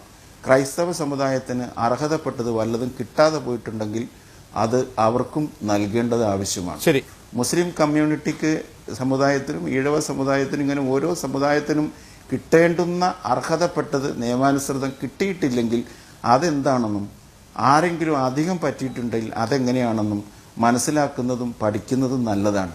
അങ്ങനെ ഈ സാമുദായികമായ സ്പർദ്ധ ഒഴിവാക്കുന്നതിനും മുസ്തഫ ഇവിടെ കേനേഖാദർ പറഞ്ഞ് അവസാനിപ്പിച്ചിടത്താണ് താങ്കളുടെ ചോദ്യം. അങ്ങനെ അനർഹമായി ആരെങ്കിലും നേടിയിട്ടുണ്ടെങ്കിൽ അത് തിരിച്ചെടുക്കാനും അർഹമായത് കിട്ടാത്ത ആരെങ്കിലും ഉണ്ടെങ്കിൽ അത് കണ്ടെത്താനും ശ്രമിക്കേണ്ടത് സർക്കാരാണ്. മുമ്പ് ഈ സർക്കാർ നിയമനങ്ങളുടെ കാര്യത്തിൽ സർക്കാർ അത് ചെയ്തിട്ടുണ്ട്. ജസ്റ്റിസ് നരേന്ദ്രൻ കമ്മീഷൻ റിപ്പോർട്ട്, ആ റിപ്പോർട്ട് നിരവധി തവണ കേരളത്തിൽ ചർച്ചയായതാണ്. ഇപ്പോൾ ക്രൈസ്തവ സമൂഹം ഇങ്ങനൊരു പ്രശ്നം ഉന്നയിക്കുമ്പോൾ അത് പഠിക്കാൻ വേണ്ടി ജസ്റ്റിസ് JB കോശി കമ്മീഷൻ നിയോഗിച്ചിട്ടുണ്ട്. ആ കമ്മീഷൻ പഠിച്ച റിപ്പോർട്ട് വരുമായിരിക്കും. പക്ഷേ ആ ഒരു പരാതിയുടെ മേൽ വലിയ തോതിലുള്ള വിദ്വേഷ പ്രചാരണ സമൂഹത്തിൽ നടന്നുകൊണ്ടിരിക്കുകയാണ് സാമൂഹ്യ മാധ്യമങ്ങൾ വഴി. സമൂഹത്തിലുണ്ടാകുന്ന ശൈഥില്യമുണ്ടല്ലോ, ആ ശൈഥില്യം സർക്കാർ കാണുന്നില്ലേ? അതിനെതിരെ ഒരു പ്രസ്താവന സർക്കാരിന്റെ ഭാഗത്തുനിന്ന്, അതുപോലെ രാഷ്ട്രീയ പാർട്ടികളുടെ ഭാഗത്തുനിന്ന് ഉൾപ്പെടെ, താങ്കൾ പ്രതിനിധീകരിക്കുന്ന CPM-ന്റെ ഭാഗത്തുനിന്ന് ഉൾപ്പെടെ ഉണ്ടാവേണ്ടതല്ലേ? ഈ പ്രശ്നം, ഈ സാമൂഹ്യ ശൈഥില്യം പരിഹരിക്കേണ്ടത് സർക്കാരിന്റെയും മറ്റ് രാഷ്ട്രീയ പ്രസ്ഥാനങ്ങളുടെയും കടമയല്ലേ? ശ്രീ VPP മുസ്തഫ. ആ കടമ ഏറ്റെടുത്തുകൊണ്ടാണ്, അതിനാ സൂചിപ്പിച്ചതുപോലെയുള്ള കടമ ഏറ്റെടുത്തുകൊണ്ടാണ് ഇന്ന് കേരളത്തിന്റെ ഉന്നത വിദ്യാഭ്യാസ വകുപ്പ് മന്ത്രി, ന്യൂനപക്ഷ പിന്നോക്ക വിഭാഗ ക്ഷേമകാര്യ വകുപ്പ് മന്ത്രി ശ്രീ KT ജലീലും കേരളത്തിന്റെ ഇപ്പൊ CPIM-ന്റെ സംസ്ഥാന സെക്രട്ടറിയുടെ ചുമതല വഹിക്കുന്ന ശ്രീ A വിജയരാഘവനും രണ്ടുപേരും ഇന്ന് മാധ്യമങ്ങളോട് ഇക്കാര്യത്തിലുള്ള നിലപാട് വിശദീകരിച്ചിട്ടുള്ളത്. ഏതെങ്കിലും തരത്തിലുള്ള തെറ്റിദ്ധാരണയുണ്ടെങ്കിൽ നമുക്ക് തുറന്ന ചർച്ചകൾക്കുള്ള വേദികളുണ്ട്. കേരളത്തിൽ മുഖ്യമന്ത്രി ശ്രീ പിണറായി വിജയനും നിരവധി തവണ മന്ത്രിസഭാ ഉപസമിതികളും ഏതെല്ലാം തരത്തിലുള്ള വിഷയങ്ങളിൽ, പ്രത്യേകിച്ച് ക്രിസ്ത്യൻ സമൂഹത്തിനകത്തു തന്നെയുള്ള ചില അഭ്യന്തര വിഷയങ്ങളിൽ, എടുത്തു പറഞ്ഞാൽ ഓർത്തഡോക്സ് പക്ഷവും അതുപോലെ യാക്കോബായ പക്ഷവും തമ്മിലുള്ള വിഷയങ്ങളിൽ ഉൾപ്പെടെ രണ്ടു കൂട്ടരെയും ഒരേ മേശയ്ക്ക് ചുറ്റുമിരുത്തി ചർച്ചകൾ നടത്തുക എന്നുള്ളത്, അവരുടെ തെറ്റിദ്ധാരണകൾ നീക്കുക, എന്നിട്ട് ഒരു ശരിയായ വഴിയിലേക്ക് പോവുക, അവരുടെ പരാതികൾ അത് കേട്ട് പരിഹാരം കാണുക, ഇതാണ് Keralam. Shri V P P Mustafa അത് സഭകൾക്ക് അകത്തുള്ള ഒരു തർക്കമാണ്. ഇതങ്ങനെയല്ല പ്രശ്നം. ഇത് മറ്റൊരു സമുദായത്തെ ശത്രുപക്ഷത്ത് നിർത്തിയുള്ള വിദ്വേഷ പ്രചാരണം നടന്നുകൊണ്ടിരിക്കുകയാണ്. ഇപ്പോൾ ഇന്ന് മന്ത്രി ജലീൽ ഇക്കാര്യം വിശദീകരിച്ചിട്ട് പോലും കെന്നഡി കരിമ്പിങ്കാലയെ പോലുള്ളവർ സഭാ നേതൃത്വം അതിനോട് പ്രതികരിച്ചിട്ടില്ല. പക്ഷേ കെന്നഡിയെ പോലുള്ളവർ പറയുന്ന അദ്ദേഹം തെറ്റിദ്ധാരണ കൂടുതൽ വർദ്ധിപ്പിക്കുകയാണ് മന്ത്രി ചെയ്തതെന്നാണ്. അല്ല, വളരെ കൃത്യമാണല്ലോ. നമുക്കിപ്പോ നമ്മുടെ നാട്ടിലെ സംവരണ രീതികളെ കുറിച്ച് അറിയാമല്ലോ. കേരളത്തിൽ 1958 Kerala subordinate and Kerala service and subordinate റൂൾസും അതുപോലെ തന്നെ സംവരണ ചട്ടങ്ങളും അനുസരിച്ച് രൂപപ്പെടുത്തിയ സംവരണ സമുദായങ്ങളുടെ പട്ടികയുണ്ട്. അതിലെങ്ങനെയാണ് ന്യൂനപക്ഷ വിഭാഗങ്ങളെയും പിന്നോക്ക വിഭാഗങ്ങളെയും അടയാളപ്പെടുത്തിയിട്ടുള്ളത്? കാരണം ന്യൂനപക്ഷങ്ങളെല്ലാം പിന്നോക്കക്കാരല്ല കേരളത്തിൽ. ക്രിസ്ത്യൻ സമുദായത്തിലെ ചില സമുദായങ്ങൾ ന്യൂനപക്ഷങ്ങളാണ് ക്രിസ്ത്യൻ സമുദായമാകെ. പക്ഷേ ക്രിസ്ത്യൻ സമുദായത്തിലെ ചില വിഭാഗങ്ങൾ പിന്നോക്കക്കാരല്ല കേരളത്തിൽ. അവർ സവർണ വിഭാഗങ്ങളാണ്. അവർക്ക് അതുകൊണ്ട് 58 മുതലേ സംവരണമില്ല. എന്നാൽ ഇപ്പോ കേരളത്തിൽ ഈ ഗവൺമെന്റ് എടുത്ത സമീപനം കൊണ്ട് ഈ സംവരണേതര വിഭാഗമായിരുന്ന അത്തരം ക്രിസ്ത്യൻ മുന്നോക്ക വിഭാഗങ്ങൾക്ക് കൂടി ഇപ്പൊ സംവരണം കിട്ടി. അതാണ് നേരത്തെ അജിന സൂചിപ്പിച്ചത്. അപ്പോ കേരളത്തിൽ ന്യൂനപക്ഷങ്ങളെയും പിന്നോക്കക്കാരെയും ഒരേ മുഖത്തിൽ കെട്ടരുത്. കേരളത്തെ സംബന്ധിച്ചിടത്തോളം മുസ്ലിങ്ങൾ ന്യൂനപക്ഷമാണ്, ക്രിസ്ത്യാനികൾ ന്യൂനപക്ഷമാണ്, പാർസികളും ബുദ്ധരും ജൈനരും ന്യൂനപക്ഷങ്ങളാണ്. പക്ഷെ ഈ ന്യൂനപക്ഷങ്ങളിൽ തന്നെ പിന്നോക്കക്കാരുണ്ട്. അതുകൊണ്ടാണ് ഇന്ന് മന്ത്രി വിശദീകരിച്ചതുപോലെ മുസ്ലിങ്ങൾ ന്യൂനപക്ഷങ്ങളുമാണ്, കേരളത്തിൽ പിന്നോക്കക്കാരുമാണ്. അതുകൊണ്ട് കേരളത്തിലെ മുസ്ലിങ്ങളാകെ ഈ സംവരണത്തിന് അർഹരാണ്. മുസ്ലിങ്ങളിൽ ഒരു വിഭാഗം സംവരണത്തിൽ നിന്ന് ഒഴിവല്ല. അതുപോലെ ഇന്ത്യയിൽ മറ്റൊരു സംസ്ഥാനമുള്ളത് കർണാടകം മാത്രമാണ്. മുസ്ലിങ്ങളുടെ എല്ലാ വിഭാഗവും പിന്നോക്കക്കാരും ന്യൂനപക്ഷക്കാരുമായി സംവരണത്തിന് അർഹർ. എന്നാൽ ഇന്ത്യയിലെ മറ്റു പല സംസ്ഥാനങ്ങളിലും ഈവൻ ഗുജറാത്തിൽ ഉൾപ്പെടെ വലിയ വംശീയ ഹത്യക്ക് മുസ്ലിങ്ങൾ വിധേയമായ ഗുജറാത്തിൽ ഉൾപ്പെടെ മുസ്ലിങ്ങളിലെ ഒരു വിഭാഗം, ഇവിടെ ക്രിസ്ത്യാനികളിലെ ഒരു വിഭാഗം സംവരണേതര വിഭാഗമായതുപോലെ ഗുജറാത്ത് പോലുള്ള സംസ്ഥാനങ്ങളിൽ, ഉത്തരേന്ത്യൻ സംസ്ഥാനങ്ങളിൽ മുസ്ലിങ്ങളിലെ തന്നെ ധാരാളം വിഭാഗങ്ങൾ സംവരണേതര വിഭാഗമാണ്. ഇന്ത്യയിലാകെ മുഴുവൻ മുസ്ലിങ്ങളും സംവരണം കിട്ടുന്നവരല്ല. ഈ പ്രശ്നമുണ്ട്. അപ്പൊ അതുകൊണ്ട് അദ്ദേഹം ഏതോ നിലയിൽ തെറ്റിദ്ധരിക്കപ്പെട്ട് ഈ ന്യൂനപക്ഷങ്ങളും പിന്നോക്കവും എല്ലാം ഒരുപോലെയാണ് കേരളത്തിൽ. ഇത് 58 മുതലുള്ളതാ. ഇനി ആ 58 മുതലുള്ള പട്ടികയിൽ പ്രശ്നങ്ങളുണ്ട്, പരാതികളുണ്ട്. അത് പരിഹരിക്കണം. നമുക്ക് പരിശോധന നടത്തി അതിനെ കുറിച്ച് പഠിച്ച് പുനഃക്രമീകരണം ആവണമെങ്കിൽ ആവാമല്ലോ. അങ്ങനെയാണ് നേരത്തെ അജിന സൂചിപ്പിച്ചതുപോലെ നമ്മുടെ സച്ചാർ കമ്മിറ്റി റിപ്പോർട്ട് ഉണ്ടാകുന്നത്, നരേന്ദ്രൻ കമ്മിറ്റി റിപ്പോർട്ട് ഉണ്ടാകുന്നത്, ഇപ്പൊ justice JB Koshy committee report വരുന്നത്. ഇന്ത്യയിൽ തന്നെ SC/ST വിഭാഗങ്ങളെ കുറിച്ച് ഏതെല്ലാം തരത്തിലുള്ള കമ്മീഷനുകൾ ഉണ്ടായിട്ടുണ്ട്. അങ്ങനെയല്ലേ SC/ST വിഭാഗങ്ങൾക്ക് വേണ്ടിയിട്ട് സ്പെഷ്യൽ റിക്രൂട്ട്മെന്റ് ഉണ്ടാക്കുന്ന സംവിധാനം വന്നത്. ഇപ്പൊ കഴിഞ്ഞ ദിവസം കേരളത്തിൽ 1100ഓളം ആദിവാസി വിഭാഗങ്ങളിൽപ്പെട്ടവരെ നേരിട്ട് പോലീസിലെടുത്തല്ലോ. അത് സ്പെഷ്യൽ റിക്രൂട്ട്മെന്റ് ആണ്. ഇങ്ങനെയൊക്കെയുള്ള സംവിധാനങ്ങൾ കേരളത്തിലുണ്ട്. അതുകൊണ്ട് ക്രിസ്ത്യൻ വിഭാഗത്തിന് ഏതെങ്കിലും തരത്തിലുള്ള പരാതികൾ ഉണ്ടെങ്കിൽ അത് ഗവൺമെന്റിന് മുമ്പാകെ. ശരി വി പി മുസ്തഫ. ശ്രീ അഷ്റഫ് കടകൽ, ഞാൻ വരാൻ വൈകിയിൽ താങ്കൾ ക്ഷമിക്കണം. ശ്രീ അഷ്റഫ് കടകൽ, ഇവിടെ ഒരു സാമൂഹിക ശൈഥില്യത്തിന്റെ സൂചനകൾ സാമൂഹ്യ മാധ്യമങ്ങൾ വഴി താങ്കളുടെയും ശ്രദ്ധയിൽപ്പെട്ടിട്ടുണ്ടാകും. ഇതിന്റെ സ്പോൺസർ ആരാണ്, ഇതിന്റെ ഗുണഭോക്താക്കൾ ആരാണ് തുടങ്ങിയ ചർച്ചകളും നടക്കുന്നുണ്ട്. ഇവിടെ ഒരു മന്ത്രി, ന്യൂനപക്ഷ വകുപ്പ് മന്ത്രി തന്നെ ഇക്കാര്യം വിശദീകരിച്ചിട്ടും അതേക്കുറിച്ച് സഭാ നേതൃത്വം പ്രതികരിക്കുന്നു പോലുമില്ല. അതിനോട് പ്രതികരിക്കുന്നില്ല എന്നതിനർത്ഥം ജലീൽ പറഞ്ഞത് സ്വീകാര്യമല്ല എന്ന് തന്നെ മനസ്സിലാക്കണം. അജിംസെ, ഞാൻ ഏതാണ്ട് ഒരു വർഷമായി ടെലിവിഷൻ ചർച്ചകളിൽ നിന്ന് മാറി നിന്ന ഒരാളാണ്. ഇന്ന് സത്യത്തിൽ ഈ വിഷയത്തിന്റെ പ്രാധാന്യം കണക്കിലെടുത്തുകൊണ്ടാണ് ഞാൻ ഈ ചർച്ചയിൽ പങ്കെടുക്കാമെന്ന് തന്നെ കരുതിയത്. ഞാൻ ഏതെങ്കിലും ഒരു സമുദായത്തെ പ്രതിനിധീകരിച്ചല്ല ഈ ചർച്ചയിൽ എന്റെ അവതരണം അല്ലെങ്കിൽ ഇതുമായി ബന്ധപ്പെട്ട വിഷയങ്ങൾ ഞാൻ അവതരിപ്പിക്കാൻ ഉദ്ദേശിക്കുന്നത്. ഞാൻ തികച്ചും അക്കാദമികമായി ഈ വിഷയത്തെ എങ്ങനെ സമീപിക്കാം എന്നത് സംബന്ധിച്ച് എനിക്ക് അതിന്റെ കാര്യങ്ങൾ വ്യക്തമായി അവതരിപ്പിക്കാനുള്ള ഒരു സാവകാശം എനിക്ക് തരണം. കാരണം ഇവിടെ കെന്നഡി കരിമ്പിങ്കാലയൊക്കെ സൂചിപ്പിച്ച ഒരുപാട് കാര്യങ്ങളുണ്ട്. അദ്ദേഹം മനസ്സിലാക്കാത്തൊരു കാര്യം, ഇത് ഒരു സുപ്രഭാതത്തിൽ പെട്ടെന്ന് സച്ചാർ കമ്മിറ്റി എന്ന് പറഞ്ഞിട്ടൊരു കമ്മിറ്റി രൂപീകരിക്കുകയായിരുന്നില്ല. നമുക്ക് സ്വതന്ത്ര ഇന്ത്യയിൽ ഇത്തരത്തിലുള്ള നിരവധി കമ്മീഷൻസ് ഉണ്ട്. അതായത് 1953 കാക്ക കലേക്കർ, 983 ഗോപാൽ സിംഗ്, 1996 വരദരാജൻ കമ്മിറ്റി. ഈ കമ്മിറ്റികളുടെയൊക്കെ പഠനങ്ങൾ നമുക്ക് ലഭ്യമാണ്. ഈ കമ്മിറ്റി പ്രത്യേകിച്ചും ഗോപാൽ സിംഗിന്റെ പഠനപ്രകാരം 983 കഥയാണ് ഞാൻ പറയുന്നത്. ഇന്ത്യയിലെ ഏറ്റവും പിന്നോക്കം നിൽക്കുന്ന ജനവിഭാഗങ്ങൾ നിയോ ബുദ്ധിസ്റ്റുകളും മുസ്ലിങ്ങളുമാണ് എന്ന ഗോപാൽ സിംഗ് കമ്മിറ്റി റിപ്പോർട്ട് കേന്ദ്ര ഗവൺമെന്റിന് റിപ്പോർട്ട് കൊടുത്തിരുന്നു.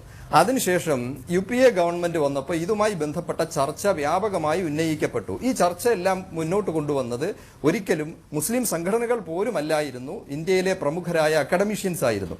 ആ ഒരു പശ്ചാത്തലത്തിലാണ് 2005 prime ministers high level committee ഉണ്ടാകുന്നത്. ആ 7 അംഗ കമ്മിറ്റി 2006 റിപ്പോർട്ട് കൊടുത്തു. ആ റിപ്പോർട്ടാണ് എന്റെ കൈവശമുള്ളത്. ഈ സച്ചാർ കമ്മിറ്റി എന്ന് പറയുന്നത് നമ്മൾ സാധാരണ വിവക്ഷിക്കുന്ന ഈ ഒരു കമ്മിറ്റി. രണ്ടാമത്തത് 2007 സുപ്രീം കോടതിയിലെ ചീഫ് ജസ്റ്റിസ് ആയിരുന്ന രംഗനാഥ് മിശ്ര കമ്മീഷന്റെ report, national commission for religious and linguistics minority എന്ന് പറഞ്ഞിട്ട് മറ്റൊരു റിപ്പോർട്ട്. ഈ റിപ്പോർട്ട് ഒരു വർഷം കഴിഞ്ഞിട്ട് വന്ന റിപ്പോർട്ടാണ്. ഞാനിത് പറയുന്നത് വ്യക്തമായി ഈ ചർച്ചയെ കാലങ്ങളായി വഴിതിരിച്ചു വിട്ടുകൊണ്ടിരിക്കുകയാണ്. അത് കഴിഞ്ഞിട്ടാണ് വീണ്ടും പ്രൊഫസർ അമിതാഭ് കുണ്ടുവിന്റെ നേതൃത്വത്തിൽ, ഇതെല്ലാം കേന്ദ്ര ഗവൺമെന്റ് നിയമിക്കുന്ന കമ്മിറ്റികളാണ്, 2006 ഒരു കമ്മിറ്റി, 2007 മറ്റൊരു കമ്മിറ്റി, 2008 മറ്റൊരു കമ്മിറ്റി, പ്രൊഫസർ അമിതാഭ് കുണ്ടു. ഈ 3 സുപ്രധാന റിപ്പോർട്ടുകളാണ് കഴിഞ്ഞ 20 വർഷത്തിനുള്ളിൽ, അഥവാ 2005 ശേഷം ഗവൺമെന്റിന്റെ സർക്കാർ രേഖകളായി നമ്മുടെ മുന്നിലുള്ളത്.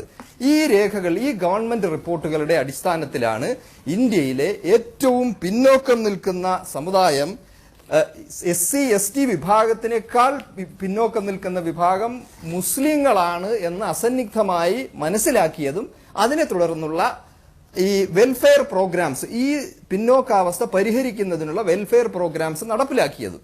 അപ്പൊ അങ്ങനെ ആ ഒരു പശ്ചാത്തലത്തിലാണ് കേരളത്തിലും, ഇവിടെ നമ്മൾ അടിവരയിട്ട് മനസ്സിലാക്കേണ്ട ഒരു കാര്യം, ഇപ്പോൾ തന്നെ നമുക്കറിയാം കേരളത്തിൽ 1000 ചില്ലുവാനം കോടി രൂപയാണ് SC/ST വിഭാഗങ്ങളുടെ ഉന്നമനത്തിനായി ബഡ്ജറ്റിൽ വകകൊള്ളിച്ചിട്ടുള്ളത്, SC/ST ബോർഡിനായിട്ട്, കമ്മീഷനായിട്ട്. ഈ ഇന്ത്യയിൽ SC/ST വിഭാഗത്തെക്കാൾ എല്ലാ മാനദണ്ഡങ്ങൾ വെച്ച് പരിശോധിക്കുമ്പോഴും മാനദണ്ഡങ്ങൾ എന്താണ്? 1 ഭൂവുടമസ്ഥത, 2 തൊഴിൽ പ്രാതിനിധ്യം, 3 വിദ്യാഭ്യാസം, ഇങ്ങനെയുള്ള പ്രധാനപ്പെട്ട ഇൻഡെക്സുകൾ വെച്ച് പരിശോധിച്ചു കഴിഞ്ഞാൽ ദാരിദ്ര്യം, സാക്ഷരത, ഈ മേഖലകളിലൊക്കെ തന്നെ ഞെട്ടിപ്പിക്കുന്ന ഒരു യാഥാർത്ഥ്യമായിരുന്നു സച്ചാർ കമ്മിറ്റി ആദ്യം പുറത്തു കൊണ്ടുവന്നത്. അതിനെ വീണ്ടും അടിവരയിട്ട് സ്ഥിരീകരിക്കുന്നതാണ് ജസ്റ്റിസ് രംഗനാഥ കമ്മീഷൻ റിപ്പോർട്ട്. അതിനെ ഒന്നുകൂടി സ്ഥിരീകരിക്കുന്നതാണ് പ്രൊഫസർ അമിതാഭ് കുണ്ടുവിന്റെ നേതൃത്വത്തിൽ പുറത്തു വന്ന റിപ്പോർട്ട്. അപ്പൊ ഈ 3 റിപ്പോർട്ടുകളും അസന്നിഗ്ധമായി പ്രഖ്യാപിച്ചു ഇന്ത്യയിൽ SC/ST വിഭാഗങ്ങളെക്കാൾ ഏറ്റവും പിന്നോക്കമായി നിൽക്കുന്നത് 15% വരുന്ന ഇന്ത്യയിലെ മുസ്ലിം ജനവിഭാഗങ്ങളാണ്. പക്ഷേ അവിടെ നമ്മൾ മനസ്സിലാക്കേണ്ടത്, ഇന്ത്യയിൽ SC/STക്ക് വേണ്ടി പ്രധാനപ്പെട്ട നടപടികൾ, വെൽഫെയർ മെഷേഴ്സ്, പ്രോഗ്രാംസ് എല്ലാം നടപ്പിലാക്കാം. SC/STയേക്കാൾ പിന്നോക്കം നിൽക്കുന്ന ഒരു ജനവിഭാഗത്തിന് വേണ്ടി ഒരു പ്രോഗ്രാമും സവിശേഷമായ ഇന്ത്യൻ പൊളിറ്റിക്കൽ സാഹചര്യം വിലയിരുത്തുമ്പോൾ നടപ്പിലാക്കാൻ കഴിയുന്നില്ല.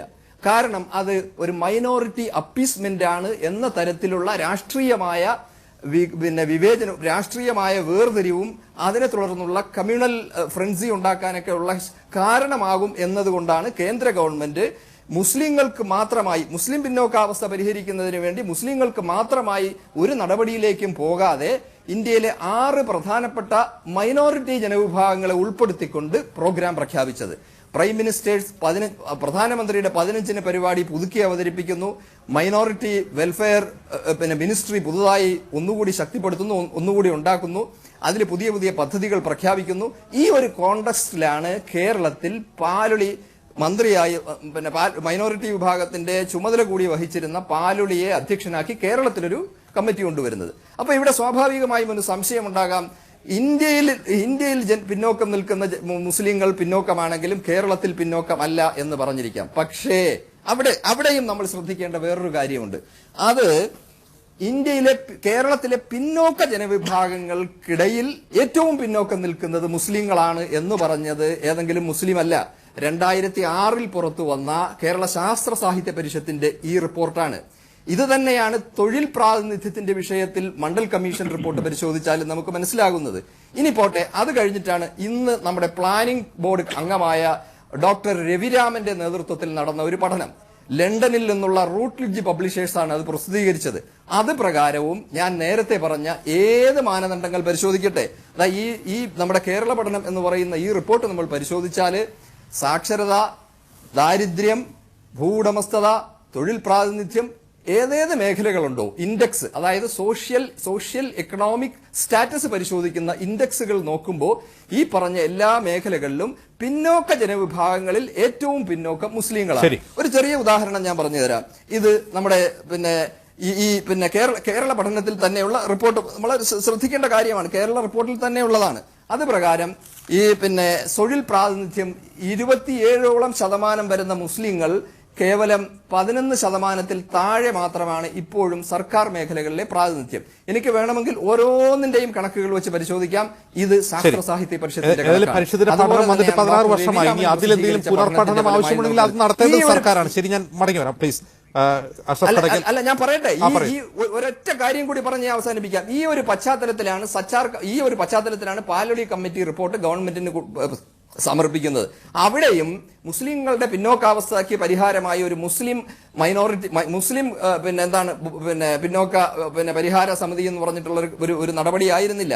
അതിനെയും പിന്നോക്ക വിഭാഗങ്ങൾക്ക് മുസ്ലിം അതായത് ന്യൂനപക്ഷങ്ങൾക്ക് വേണ്ടിയുള്ള ഒരു പദ്ധതിയായി അവിടെ നടപ്പിലാക്കി. ഓരോന്ന് അതിൽ 60% കേന്ദ്ര ഗവൺമെന്റിന്റെ ഫണ്ടും 40% കേരള സർക്കാരിന്റെ ഫണ്ടും ഉപയോഗിച്ചാണ് പദ്ധതി നടപ്പിലാക്കിയത്. ഇതാണ് ഈ ഒരു നടപ്പിലാക്കൽ വന്നപ്പോഴാണ് ആനുപാതികമായി ക്രിസ്ത്യൻ ജനവിഭാഗങ്ങളിൽ പിന്നോക്കം നിൽക്കുന്ന എത്ര ശതമാനം ഉണ്ട് എന്ന ഒരു കണക്കുകൂട്ടലിൽ നിന്നാണ് ഈ 80-20 എന്ന അനുപാതത്തിലേക്ക് എത്തിയത്. അതിനെ ശാസ്ത്രീയമായി വിശദീകരിക്കണമെങ്കിൽ സമയം അനുവദിച്ചാൽ ഇനിയും സമയമെടുത്ത് വിശദീകരിക്കാനുണ്ട്. ശ്രീ ഷൈജു ആന്റണി, ഇതാണ് വസ്തുത. ഇത്തരം റിപ്പോർട്ടുകൾ വായിക്കാത്തവരല്ല ആരും തന്നെ. പക്ഷേ ഇത്തരം പ്രചാരണങ്ങൾ, വസ്തുതകൾ മുമ്പിലിരിക്കെ ഇത്തരം പ്രചാരണങ്ങൾക്ക് മുൻപന്തിയിൽ നിൽക്കുന്നത് സഭാ നേതൃത്വമാണ്. ചങ്ങനാശ്ശേരി ആർച്ച് ബിഷപ്പ് ഉൾപ്പെടെയുള്ളവർ സഭാ മുഖപത്രത്തിൽ ലേഖനം എഴുതി ഇത്തരം വസ്തുതകളുടെ പിൻബലമില്ലാത്ത ആരോപണങ്ങൾ ഉന്നയിക്കുന്നു, പരാതികൾ ഉന്നയിക്കുന്നു. സാമൂഹ്യ മാധ്യമങ്ങളിൽ അത്തരം പ്രചാരണങ്ങൾ വ്യാപകമായി നടക്കുന്നു. ഇതുണ്ടാക്കുന്ന ഒരു സാമൂഹ്യ ശൈഥില്യത്തെക്കുറിച്ച് നല്ല ബോധവാന്മാരാവേണ്ടവരാണ് മതനേതാക്കൾ. എന്നിട്ടും ഇപ്പോഴും ഇന്ന് മന്ത്രി ജലീലിന്റെ വിശദീകരണത്തിന് ശേഷവും സഭാ നേതൃത്വം അതിനോട് പ്രതികരിക്കാത്തത് എന്തുകൊണ്ടാവാം? അധ്യക്ഷ, ഞാൻ ഈ വിഷയത്തിൽ 2-3 കാര്യം പ്രധാനപ്പെട്ടതായിട്ട് മാസ്റ്റർ കടക്കൽ പറഞ്ഞ മുഴുവൻ കാര്യങ്ങളോടും ഞാൻ യോജിക്കുന്നു. അതിനകത്ത് ഈ അവസാനം പറഞ്ഞ ഈ പാലൊളി മുഹമ്മദ് കുട്ടി കമ്മീഷന്റെ ഈ ഒരു കണ്ടെത്തലുകളുടെ കാര്യത്തിൽ മാത്രം ഒരു ചെറിയ വ്യത്യാസമുണ്ട്. അതിനകത്ത് പാലൊളി മുഹമ്മദ് കുട്ടി കമ്മീഷൻ ന്യൂനപക്ഷ ക്ഷേമ പ്രവർത്തനങ്ങളെ കുറിച്ച് പറഞ്ഞിരിക്കുമ്പോൾ അവിടെ 80-20 എന്നൊരു അനുവാദം പറഞ്ഞിട്ടുണ്ടായിരുന്നില്ല.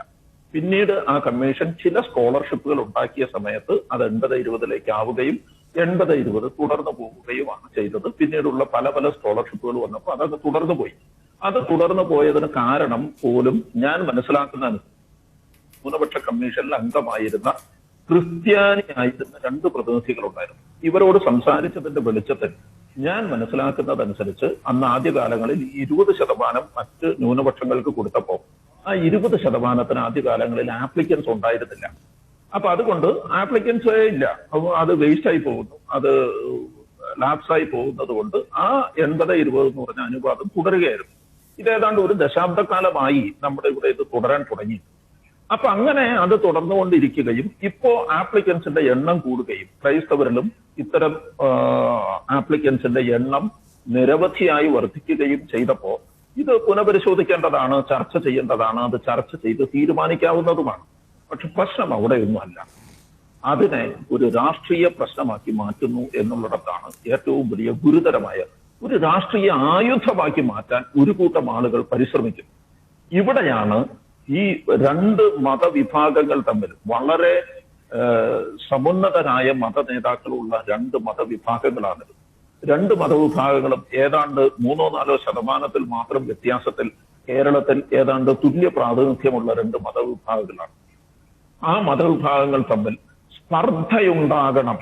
അങ്ങനെ ഒരു സ്പർദ്ധ നിലനിൽക്കേണ്ടത് ചില രാഷ്ട്രീയ വിജയങ്ങൾക്ക് ആവശ്യമാണ് എന്ന് കരുതുന്ന ഒരു സംഘം ആളുകളുണ്ടോ? ഈ സർക്കാരിൽ പോലും അങ്ങനെയുണ്ടോ എന്ന് ഞാൻ സംശയിക്കുന്നു, സ്വാഭാവികമായും സംശയിക്കുന്നു.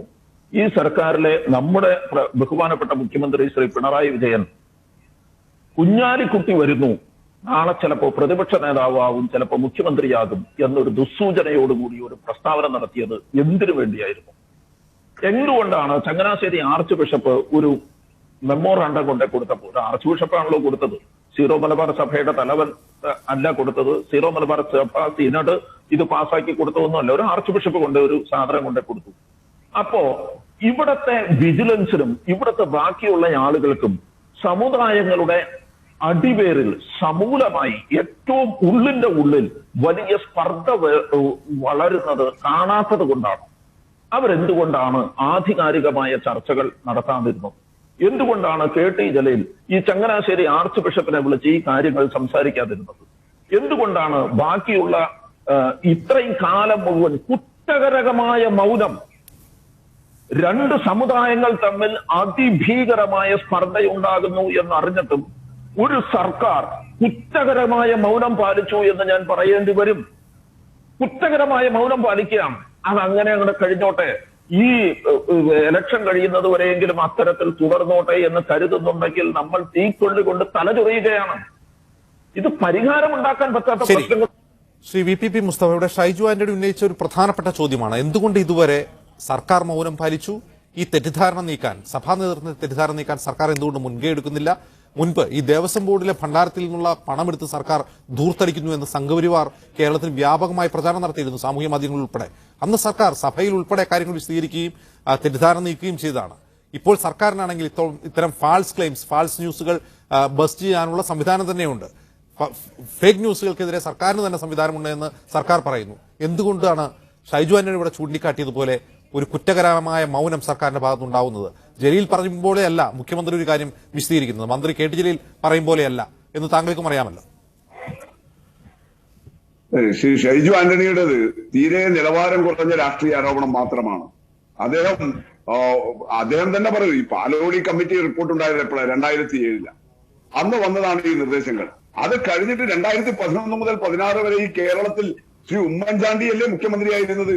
KM മാണിയെ പോലെയുള്ള ആളുകളല്ലേ അതിൽ മന്ത്രിസഭയിൽ ഉണ്ടായിരുന്നത്? ഇങ്ങനെ ക്രിസ്തീയ സഭകളുമായിട്ടും ക്രിസ്തീയ മതനേതൃത്വവുമായിട്ടും ഏറ്റവും ബന്ധമുള്ള രാഷ്ട്രീയ നേതാക്കൾ തന്നെ 5 വർഷം ഉണ്ടായിരുന്നില്ലേ? അപ്പൊ 80-20 ഉണ്ടായിരുന്നില്ലേ? അപ്പോഴും ഈ രീതി തന്നെയല്ലേ തുടർന്നിരുന്നത്? നിങ്ങൾ നോക്കൂ, ഇപ്പോ ഈ വിവാദം കൊണ്ടുവരുന്നതിന്റെ ഒരു രാഷ്ട്രീയം എന്താ? ആകെ 15 കോടിയിൽ താഴെയല്ലേ കേന്ദ്ര സർക്കാരിൽ നിന്ന് ഈ ന്യൂനപക്ഷ വിഭാഗങ്ങൾക്കുള്ള സ്കോളർഷിപ്പായിട്ട് കിട്ടുന്നത്? ഈ 15 കോടി രൂപയുടെ 80-20 ആണോ കേരളത്തിലെ ക്രിസ്തീയ സമുദായം നേരിടുന്ന പ്രശ്നം? ആകെ ഇവിടെ റബ്ബറിന്റെ വിലയിടിയുന്നു. കേരളത്തിൽ നമുക്കറിയാലോ, റബ്ബർ കർഷകർ ഏറ്റവും കൂടുതൽ ആരാ? അത് ഇടിയുന്നുകൂടി അവരുടെ സാമ്പത്തിക സ്ഥിതിയിൽ ഉണ്ടാകുന്ന വലിയ പ്രശ്നം, അത് അവരുടെ സാമൂഹിക പ്രശ്നമല്ലേ? അതുപോലെ തന്നെ ഈ അണുകുടുംബങ്ങളായി മാറിയപ്പോഴുള്ള വലിയ പ്രശ്നങ്ങൾ മൂലം ഈ വൃദ്ധരായ മാതാപിതാക്കളെ നോക്കുന്നതിന് ആളുകളില്ലാത്തതിന്റെ പ്രശ്നങ്ങൾ ആ കമ്മ്യൂണിറ്റിയിലെ പ്രശ്നമല്ലേ? ഇങ്ങനെ അവർ നേരിടുന്ന, അതുപോലെ തന്നെ കൃഷി ആകെ വലിയ നാശോന്മുഖമായിട്ട് പോകുന്നു കേന്ദ്ര സർക്കാരിന്റെ നയങ്ങൾ മൂലം. അങ്ങനെ വരുമ്പോൾ ഉണ്ടാകുന്ന റിവേഴ്സ് മൈഗ്രേഷൻ, ഇതെല്ലാം കേരളത്തിലെ ക്രിസ്തീയ സമൂഹം നേരിടുന്ന ഏറ്റവും അടിസ്ഥാനപരമായ നിലനിൽപ്പിന്റെ പ്രശ്നമല്ലേ? അവിടെ ഈ 15 കോടി രൂപയിൽ താഴെ മാത്രം വരുന്ന ഈ മൈനോറിറ്റി സ്കോളർഷിപ്പിൽ 80-20 എടുത്തിട്ട് ഈ സർക്കാരിന്റെ 4.5 വർഷം ഒരു തെരഞ്ഞെടുപ്പിന്റെ മുന്നിൽ വന്നിട്ട് ഇങ്ങനെ വരുമ്പോ എന്താ ഇതിന്റെ പിന്നിലുള്ള ഉദ്ദേശം? അവിടെയാണ് കാണുന്നത്.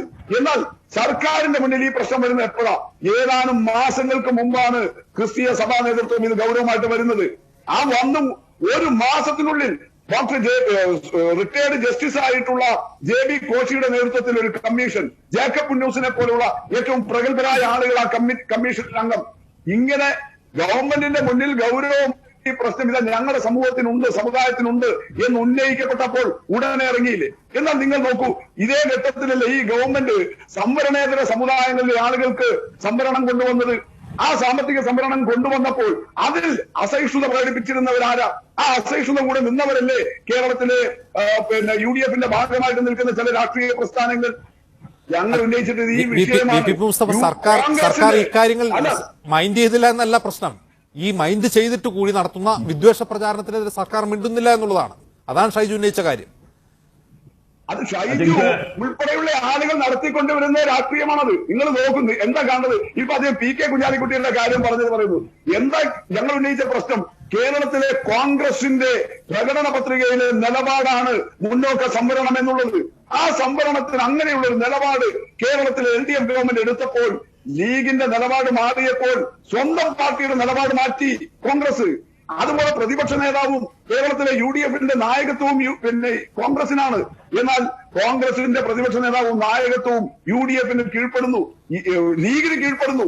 ഇതാണ് ഉന്നയിച്ച വിമർശനം. അല്ലാതെ PK കുഞ്ഞാലിക്കുട്ടി മുഖ്യമന്ത്രിയാവുന്നതല്ല. CH മുഹമ്മദ് കോയയുടെ മുഖ്യമന്ത്രിയായിട്ടില്ലേ? അപ്പൊ അതുകൊണ്ട് അന്ന് CH മുഹമ്മദ് കോയ മുഖ്യമന്ത്രിയാകുമ്പോൾ അതിന് പിന്തുണ കൊടുത്ത CPI ഇന്ന് LDF-ന്റെ കൂടെ ഇല്ലേ? അപ്പൊ അതുകൊണ്ട് ഇങ്ങനെ ലീഗിന്റെ സമ്മർദ്ദത്തെ തുടർന്ന് കോൺഗ്രസ് മുന്നോക്ക സംവരണത്തിൽ നിലപാട് മാറ്റിയോ? മാറ്റിയില്ലേ? എപ്പോ മാറ്റി? മുന്നോക്ക സമുദായം അല്ല, അവര് വിമർശിക്കുന്നുണ്ട് ഈ മുന്നോക്ക ഏത് കോൺഗ്രസ് നേതാവാണ് മുന്നോക്ക സംവരണത്തെ വിമർശിച്ചത്? ശ്രീ VP മുസ്തഫ എത്ര പ്രസ്താവനകൾ ഏത് കോൺഗ്രസ് നേതാവാണ് VP മുസ്തഫ? മാധ്യമം ദിനപത്രം എടുത്തു നോക്കിയാൽ ആ ചർച്ചകൾ വന്ന ദിവസങ്ങളിലെ മാധ്യമം ദിനപത്രം എടുത്തു നോക്കിയാൽ കോൺഗ്രസ് നേതാക്കളുടെ പ്രസ്താവന കാണാം. അതുകൊണ്ട് പ്രസ്താവന നടത്തിയ കോൺഗ്രസ് നേതാവിന്റെ പേര് പറയുന്നത് എന്റെ പണി. അത് കൃത്യമായിട്ട് നമ്മുടെ ഈ ചർച്ചകൾ നോക്കിയാൽ നിങ്ങൾക്ക് കാണാൻ വേണ്ടി കഴിയും. അതൊക്കെ നമ്മുടെ റെക്കോർഡഡ് ആയിട്ടുള്ള കാര്യമാണ്. അത് തന്നെയാണ് മുഖ്യമന്ത്രി ഉൾപ്പെടെ എടുത്തു പറഞ്ഞ വിഷയവും. ഇതെല്ലാമാണ് ഞങ്ങൾ ഉന്നയിച്ചിട്ടുള്ള കാര്യം. അതുകൊണ്ട് ഇവിടെ പ്രശ്നമല്ല യഥാർത്ഥത്തിൽ കേരളത്തിന്റെ സാമുദായിക മൈത്രി, അതാണ് കേരളത്തിലെ ഇടതുപക്ഷത്തിന്റെ ബലം. അതുകൊണ്ട് കേരളത്തിലെ ഇടതുപക്ഷം ഇങ്ങനെ ആ സാമുദായിക മൈത്രിയുടെ ഫലത്തിൽ മുന്നേറുമ്പോൾ ഇടതുപക്ഷത്തിനുള്ള ആ മുൻതൂക്കം നഷ്ടപ്പെടുത്തണമെങ്കിൽ കേരളത്തിലെ സാമൂഹിക മൈത്രിയെ തകർക്കണം. അല്ല, അത് ആരാണ് തകർക്കുന്നത്? അത് മുന്നാക്ക സംവരണത്തിൽ നിലപാട് സ്വീകരിക്കുന്നവരാണോ തകർക്കുന്നത്, അതോ ഒരു സമുദായത്തെ ശത്രുപക്ഷത്ത് നിർത്തി വ്യാജ പ്രചാരണം നടത്തുന്നവരാണ്? ആരാണ്? അർഹതപ്പെട്ട ഏത് വിഭാഗത്തിനും ആനുകൂല്യങ്ങൾ കിട്ടണം. അതാണ് LDF ഗവൺമെന്റിന്റെ. അല്ല VP മുസ്തഫ, ഈ പ്രചാരണങ്ങൾ നിങ്ങളുടെ ശ്രദ്ധയിലില്ലേ? സർക്കാരിന്റെ ശ്രദ്ധയിലില്ലേ? നമ്മളൊക്കെ കാണുന്നുണ്ട് സാമൂഹ്യ മാധ്യമങ്ങളിൽ. ഇന്നലെ പോലും പാലായിൽ ഉദ്ഘാടനം ചെയ്യാനിരുന്ന ഒരു ഹോട്ടലിനെതിരെ പ്രചാരണം നടക്കുകയാണ് സാമൂഹ്യ മാധ്യമങ്ങളിൽ ഇപ്പോഴും ഫേക്ക് ഐഡികൾ ഉപയോഗിച്ചുകൊണ്ട്. ഈ വിദ്വേഷ പ്രചരണം ആരും നടത്തരുത്. അത് തടസ്സപ്പെടുത്താൻ തന്നെയാണ് കേരളത്തിലെ LDF ഗവൺമെന്റ് നിൽക്കുന്നത്. നിങ്ങൾക്ക് ഒരു സംശയവും വേണ്ട. അതുകൊണ്ടാണ് അത്തരത്തിലുള്ള ഏത് സന്ദർഭങ്ങളിലും ഇവിടെ നിങ്ങൾ നോക്കൂ, അങ്ങനെ ഉയർന്നു വരുന്ന എല്ലാ സന്ദർഭങ്ങളിലും കേരളത്തിലെ എല്ലാ സമുദായ നേതൃത്വത്തെയും കൂട്ടി വിളിച്ചിരുത്തി ചർച്ചകൾ നടത്തി പോയ മുഖ്യമന്ത്രിയും ഗവൺമെന്റുമാണ് കേരളത്തിലുള്ളത്. അതുകൊണ്ടാണ് കേരളത്തിന് വെളിയിൽ പലയിടത്തും ഏറ്റവും പ്രധാനപ്പെട്ട സംഘർഷങ്ങളിലേക്ക് നീങ്ങിയപ്പോഴും ശരി VP Mustafa. Shri KN Khader, VP Mustafa പറയുന്നത് സർക്കാർ ഇത്തരം വിദ്വേഷ പ്രചാരണങ്ങളെ എതിർക്കാൻ വേണ്ടി മുൻകൈയിട്ട് ഇറങ്ങുന്നുണ്ട്. അതുപോലെ മുന്നാക്ക സംവരണത്തിനെതിരെ ലീഗ് ഒരു നിലപാടെടുത്തു. ലീഗിന്റെ സമ്മർദ്ദത്തിനെ തുടർന്ന് കോൺഗ്രസ് ആ നിലപാട് മാറ്റി. മുന്നാക്ക സംവരണത്തിനെതിരെ നിലപാട് സ്വീകരിക്കുന്നത് സമൂഹത്തിൽ വർഗീയത വളർത്താനാണ്. ഇതാണ് ഒരു നിലപാട്. അങ്ങനെയാണോ? ലീഗ് നിങ്ങളുടെ നേരത്തെയുള്ള എതിർപ്പിൽ നിന്ന് പിന്നോട്ട് പോയോ? കോൺഗ്രസും ഇപ്പോൾ ആ എതിർപ്പിലില്ലേ? അത് ഈ സാമുദായിക ശൈഥില്യം ഭയന്നാണോ നിങ്ങൾ മുന്നാക്ക സംവരണത്തിൽ നിങ്ങൾ ഉന്നയിച്ച വിമർശനങ്ങളിൽ നിന്ന് പിന്നോട്ട് പോയത്?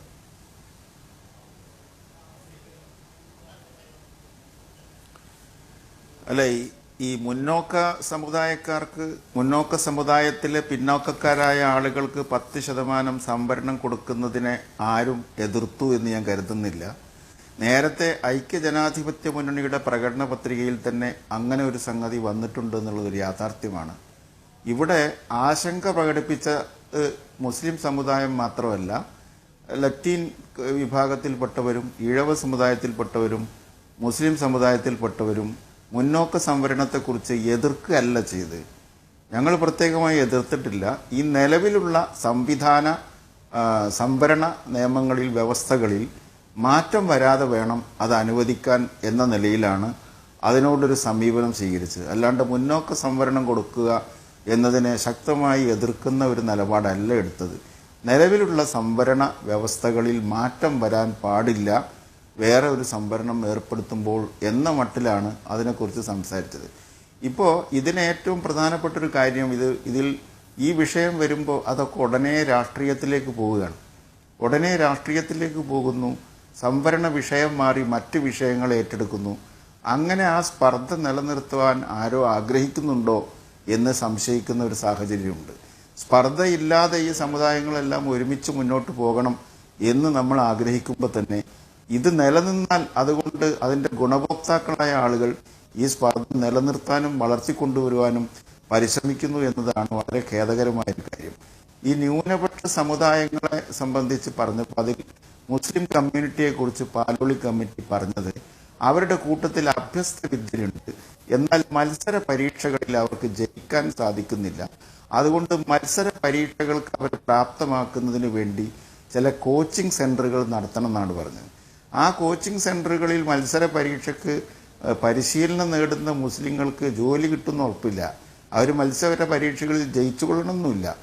എങ്ങനെയായാലും ആ ജോലി സംവരണ അടിസ്ഥാനത്തിൽ കൊടുക്കുമ്പോൾ ആ നിശ്ചിത ശതമാനമല്ലേ കൊടുക്കുള്ളൂ. അപ്പോൾ ആ നിശ്ചിത ശതമാനം മുസ്ലിം കമ്മ്യൂണിറ്റിക്ക് അർഹതപ്പെട്ടത് മുഴുവൻ കിട്ടിയിട്ടുണ്ടോ, ക്രൈസ്തവ കമ്മ്യൂണിറ്റിക്ക് അവകാശപ്പെട്ടത് കിട്ടിയിട്ടുണ്ടോ, ഈഴവ സമുദായത്തിന് അർഹതപ്പെട്ടത് കിട്ടിയിട്ടുണ്ടോ എന്ന് പരിശോധിക്കേണ്ടത് ആവശ്യമാണ്.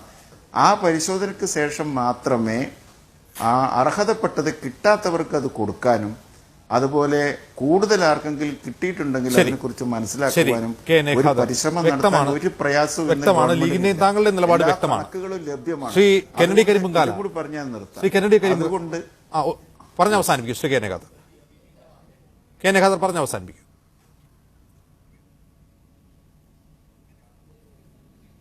അതായത് ഈ സാഹചര്യത്തിൽ നമ്മൾ മനസ്സിലാക്കേണ്ടത് എന്താണെന്ന് വെച്ചാൽ ഇതിനുള്ള കണക്കുകളൊക്കെ ഇവിടെ റെഡിയാണ്, എല്ലാവരും എടുത്തു. ഇവിടെ അഷ്റഫ് കടക്കൽ പറഞ്ഞ കമ്മീഷനുകളുടെ കണക്കൊക്കെ ഒരുപാട് സമയമെടുക്കും. അതെല്ലാം സത്യസന്ധമായിട്ടുള്ള വിവരണങ്ങളാണ്. ശാസ്ത്ര സാഹിത്യ പരിഷത്ത് നടത്തിയതും പല കമ്മീഷനുകൾ വന്നതും ഇന്ന് ഇന്ത്യയിൽ അത് ലഭ്യമാണ്.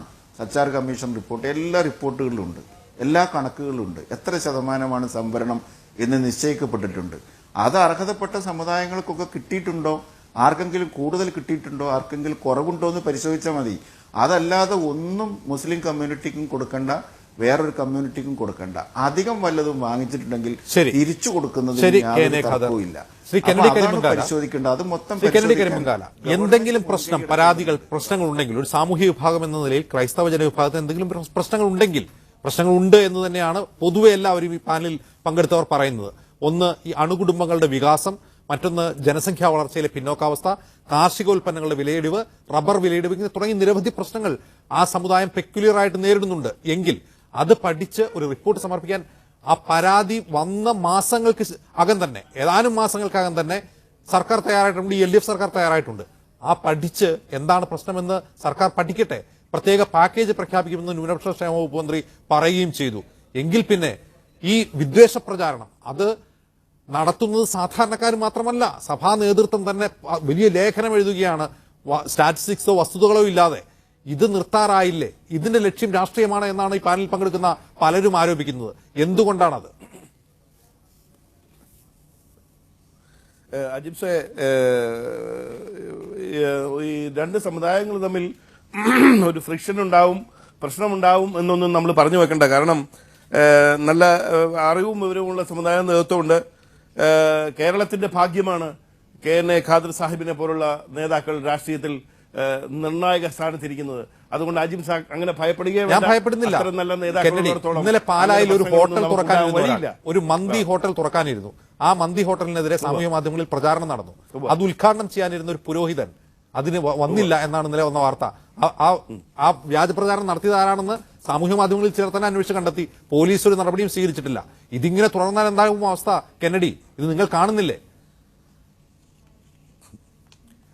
അജിംസെ, ഞാനൊരു കാര്യം പറയട്ടെ. ഇപ്പോ ശ്രീ മുസ്തഫ ഇവിടെ ഇരിപ്പുണ്ടല്ലോ. നമ്മൾ ഒരു ആരെങ്കിലും അവരുടെ ബുദ്ധിമുട്ടുകൾ പറയുമ്പോൾ ഇപ്പോ അജിംസി എടുത്ത വിഷയം കൂടി ചേർത്തുകൊണ്ട് ഞാൻ ചോദിക്കട്ടെ. ന്യൂനപക്ഷ ക്ഷേമ വകുപ്പ് രൂപീകൃതമായ കാലം മുതൽ വിവേചനപരമായിട്ട് ഒരു വിഭാഗത്തിന്റെ മാത്രം കുത്തകയിലാണ്. ഇപ്പൊ അതിന്റെ വകുപ്പ് മന്ത്രി ആരാണ്? മുസ്തഫ കേൾക്കാൻ വേണ്ടി ഞാൻ പറയുകയാണ്. ഇപ്പൊ ആരാണ് അതിന്റെ വകുപ്പ് മന്ത്രി? ആരാണ് കമ്മീഷന്റെ ചെയർമാൻ? ആരാണ് വൈസ് ചെയർമാൻ? ആരാണ് വകുപ്പ് സെക്രട്ടറി? ആരാണ് ഡയറക്ടർ? അനുബന്ധ സ്ഥാനങ്ങളുടെ തലപ്പത്തിരിക്കുന്നത് ആരാണ്? അതിന്റെ സമിതി അംഗങ്ങൾ ആരാണ്? ബഹുഭൂരിപക്ഷവും. മുസ്തഫയ്ക്ക് പറയാമോ? ഞാൻ വെല്ലുവിളിക്കുന്നു മുസ്തഫ, ഇത്തരം അവസരങ്ങൾ, ഇത്തരം ആരോപണങ്ങൾ ഉണ്ടാക്കാനുള്ള അവസരങ്ങൾ ഉണ്ടാക്കി വെച്ചിട്ട് പിന്നെ അതിനെക്കുറിച്ച് ഇപ്പൊ ഷൈജു ഒന്ന് പറഞ്ഞപ്പോ, ഷൈജു ഒരു പോയിന്റിൽ കുത്തിയപ്പം മുസ്തഫയ്ക്ക് ഉടനെ രാഷ്ട്രീയമായി. എന്തിനാ 15 കോടിയാണോ ഇവിടെ വിതരണം ചെയ്യപ്പെടുന്നത്? അഷ്റഫ് കടക്കൽ നേരാമണെന്ന് പഠിച്ചെങ്കിൽ അതിന് മറുപടി അഷ്റഫ് കടക്കൽ പറയും. 15 കോടിയാണോ 100 കോടിയാണോ 1000 കോടി ഇവിടെ പമ്പ് ചെയ്യപ്പെടുന്നുണ്ടെന്നുള്ളത് ആ ചോദ്യത്തിന് ഉത്തരം ഒന്നാന്തരമായി അഷ്റഫ് കടക്കൽ പറയും. പിന്നെ അങ്ങനെ ഒന്നും പറഞ്ഞ് മിടുക്കലായി പോകരുത്. പിന്നെ ഇവിടെ ഞാൻ പറഞ്ഞല്ലോ, ഇവിടെ ഇത്തരം പ്രശ്നങ്ങൾ ഊഹങ്ങൾ അവസാനിപ്പിക്കാം. ഒരു നിമിഷം. ഈ കഴിഞ്ഞ സാമ്പത്തിക വർഷം കേരളത്തിൽ ചെലവഴിച്ച ബഡ്ജറ്റ് അലോക്കേഷനാണ് ഞാൻ പറയുന്നത്. മൈനോറിറ്റി വെൽഫെയർ ഡിപ്പാർട്ട്മെന്റ് 42.66 കോടി, പിന്നോക്ക വിഭാഗം OBC വിഭാഗത്തിന് 101.38 കോടി, ഫോർവേഡ് ക്ലാസ് മുന്നാക്ക വിഭാഗം ക്രൈസ്തവർ കൂടി ഉൾപ്പെടുന്ന മുന്നേക്ക വിഭാഗത്തിന് 36.24 കോടി, SC വിഭാഗം 1487 കോടി, ST വിഭാഗം 598 കോടി. അതായത് ഇതിൽ MWD മൈനോറിറ്റി വെൽഫെയർ ഡിപ്പാർട്ട്മെന്റും അതുപോലെ ഫോർവേഡ് ക്ലാസും ഇത് രണ്ടും ചേർന്ന് 42.66 കോടി, 36.24 കോടിയിലും വിഹിതം ക്രൈസ്തവ സമൂഹത്തിനുണ്ട്. നമ്മൾ വെറുതെ തെറ്റിദ്ധരിപ്പിക്കുന്നതിനാണ് 1000 കണക്കിന് കോടി എന്നൊക്കെ പറഞ്ഞു. അജിൻസെ, ഞാൻ നമ്മൾ ഈ എന്താ പറയുക ഒരു ചർച്ചയ്ക്ക് വരുമ്പോ സ്കോളർഷിപ്പ് 15 കോടിയേ ഉള്ളൂ.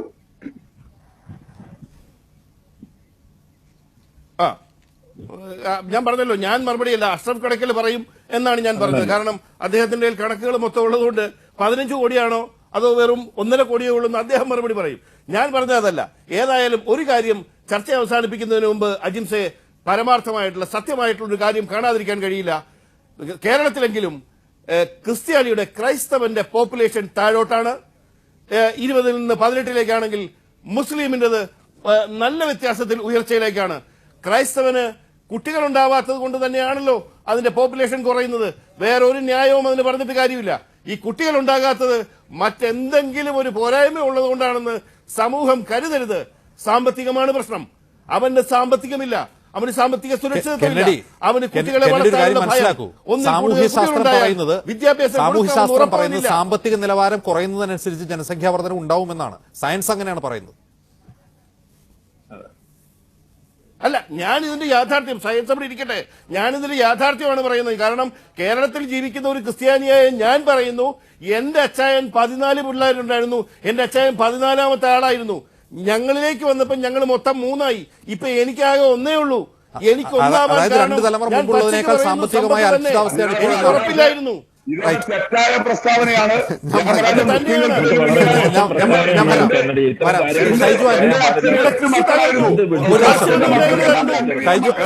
മാത്രമല്ല ഷൈജു ആന്റണി, ഈ പ്രശ്നങ്ങൾ, അതായത് ഇവിടെ കെന്നഡി കരിമ്പങ്കാലം ഉന്നയിക്കുന്ന പ്രശ്നങ്ങൾ സഭയ്ക്കകത്ത് തന്നെ നിരവധി തവണ ചർച്ചയായതാണ്. ഈ ജനസംഖ്യ ഡിക്ലൈൻ ഉൾപ്പെടെയുള്ള കാര്യങ്ങൾ. അതിന് പക്ഷേ സാമ്പത്തികമാണ് പ്രശ്നമെന്നാണ് കെന്നഡി പറയുന്നത്. യഥാർത്ഥത്തിൽ ഈ പ്രശ്നം പഠിച്ച് ഒരു കൃത്യമായൊരു മെമ്മോറാണ്ടം സർക്കാരിന് കൊടുക്കാൻ പോലും കഴിവുള്ളവരല്ലേ സഭാ നേതൃത്വം? ശ്രീ ഷൈജു ആന്റണി. അജിൻഷ, ഒറ്റ കാര്യം മാത്രമേ എനിക്ക് പറയാനുള്ളൂ. ഒന്ന്, ഇപ്പൊ കെന്നഡി നേരത്തെ പറഞ്ഞതുപോലെ ഈ 45 കോടിയുള്ള 5000 കോടി എന്നാണ് പറഞ്ഞു വെച്ചത്. ഇത് ഈ സമൂഹത്തിൽ സാമൂഹ്യ മാധ്യമങ്ങളിലൂടെ നടക്കുന്ന വിദ്വേഷ പ്രചാരണങ്ങളാണ്. പാലയിൽ ഒരു ഹോട്ടൽ വന്നപ്പോ ആ ഹോട്ടൽ വ്യക്തമായ വിദ്വേഷ പ്രചാരണങ്ങൾ നടക്കുന്നു. അങ്ങനെ ഇവിടെ നടക്കുന്ന മുഴുവൻ കാര്യങ്ങളും നിങ്ങൾ എടുത്തു നോക്കുക. ഈ VPP മുസ്തഫ ഈ സർക്കാരിന്റെ ഭാഗമാണ്. അദ്ദേഹത്തോട് ഞാൻ പറയാം, നിങ്ങൾ സോഷ്യൽ മീഡിയ പരിശോധിക്കുക. മുസ്ലിം പേരിൽ ഒരു ക്രിസ്ത്യാനി ഒരു ഐഡി ഉണ്ടാക്കുന്നു, എന്നിട്ട് ക്രിസ്ത്യാനിയെ പഴിച്ചുകൊണ്ട് എടുത്തു. ക്രിസ്ത്യാനിയുടെ പേരിൽ മറ്റൊരു ഐഡി ഉണ്ടാക്കുന്നു, മുസ്ലിമിനെ പഴിച്ചുകൊണ്ട് പോസ്റ്റ് ഇടുന്നു.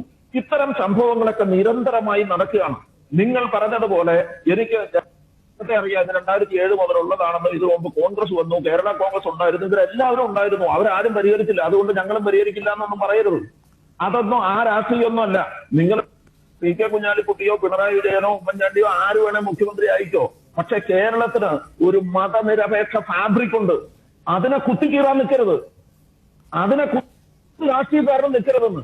നിങ്ങൾക്ക് നിങ്ങളുടേതായ രാഷ്ട്രീയം ഉണ്ടാകും. തെരഞ്ഞെടുപ്പിൽ നിങ്ങൾക്ക് വോട്ട് വേണ്ടി വരും. അതിന് നിങ്ങൾ എന്ത് വേണേ ശ്രമിച്ചോ. എന്തായാലും ഗ്രഹാം സ്റ്റേറ്റ്സിനെ വർഗീയവാദികൾ ചുട്ടുകൊന്നതിന്റെ ഒരു വാർഷിക ദിനമാണ് ഇന്ന്. ആ ദിനത്തിലാണ് നാം ഈ വിവേചനം, ഈ വർഗീയ ശൈഥില്യങ്ങൾ എന്നിവ വിഷയങ്ങൾ ചർച്ച ചെയ്യുന്നത്. വളരെ നന്ദി Shri VPP Mustafa, Shaiju Antony, KN Khader, Kennedy Karimpunkala, Ashraf Kadakkal ഈ ചർച്ചയിൽ പങ്കെടുത്തതിന് പ്രതികരിച്ചതിന്.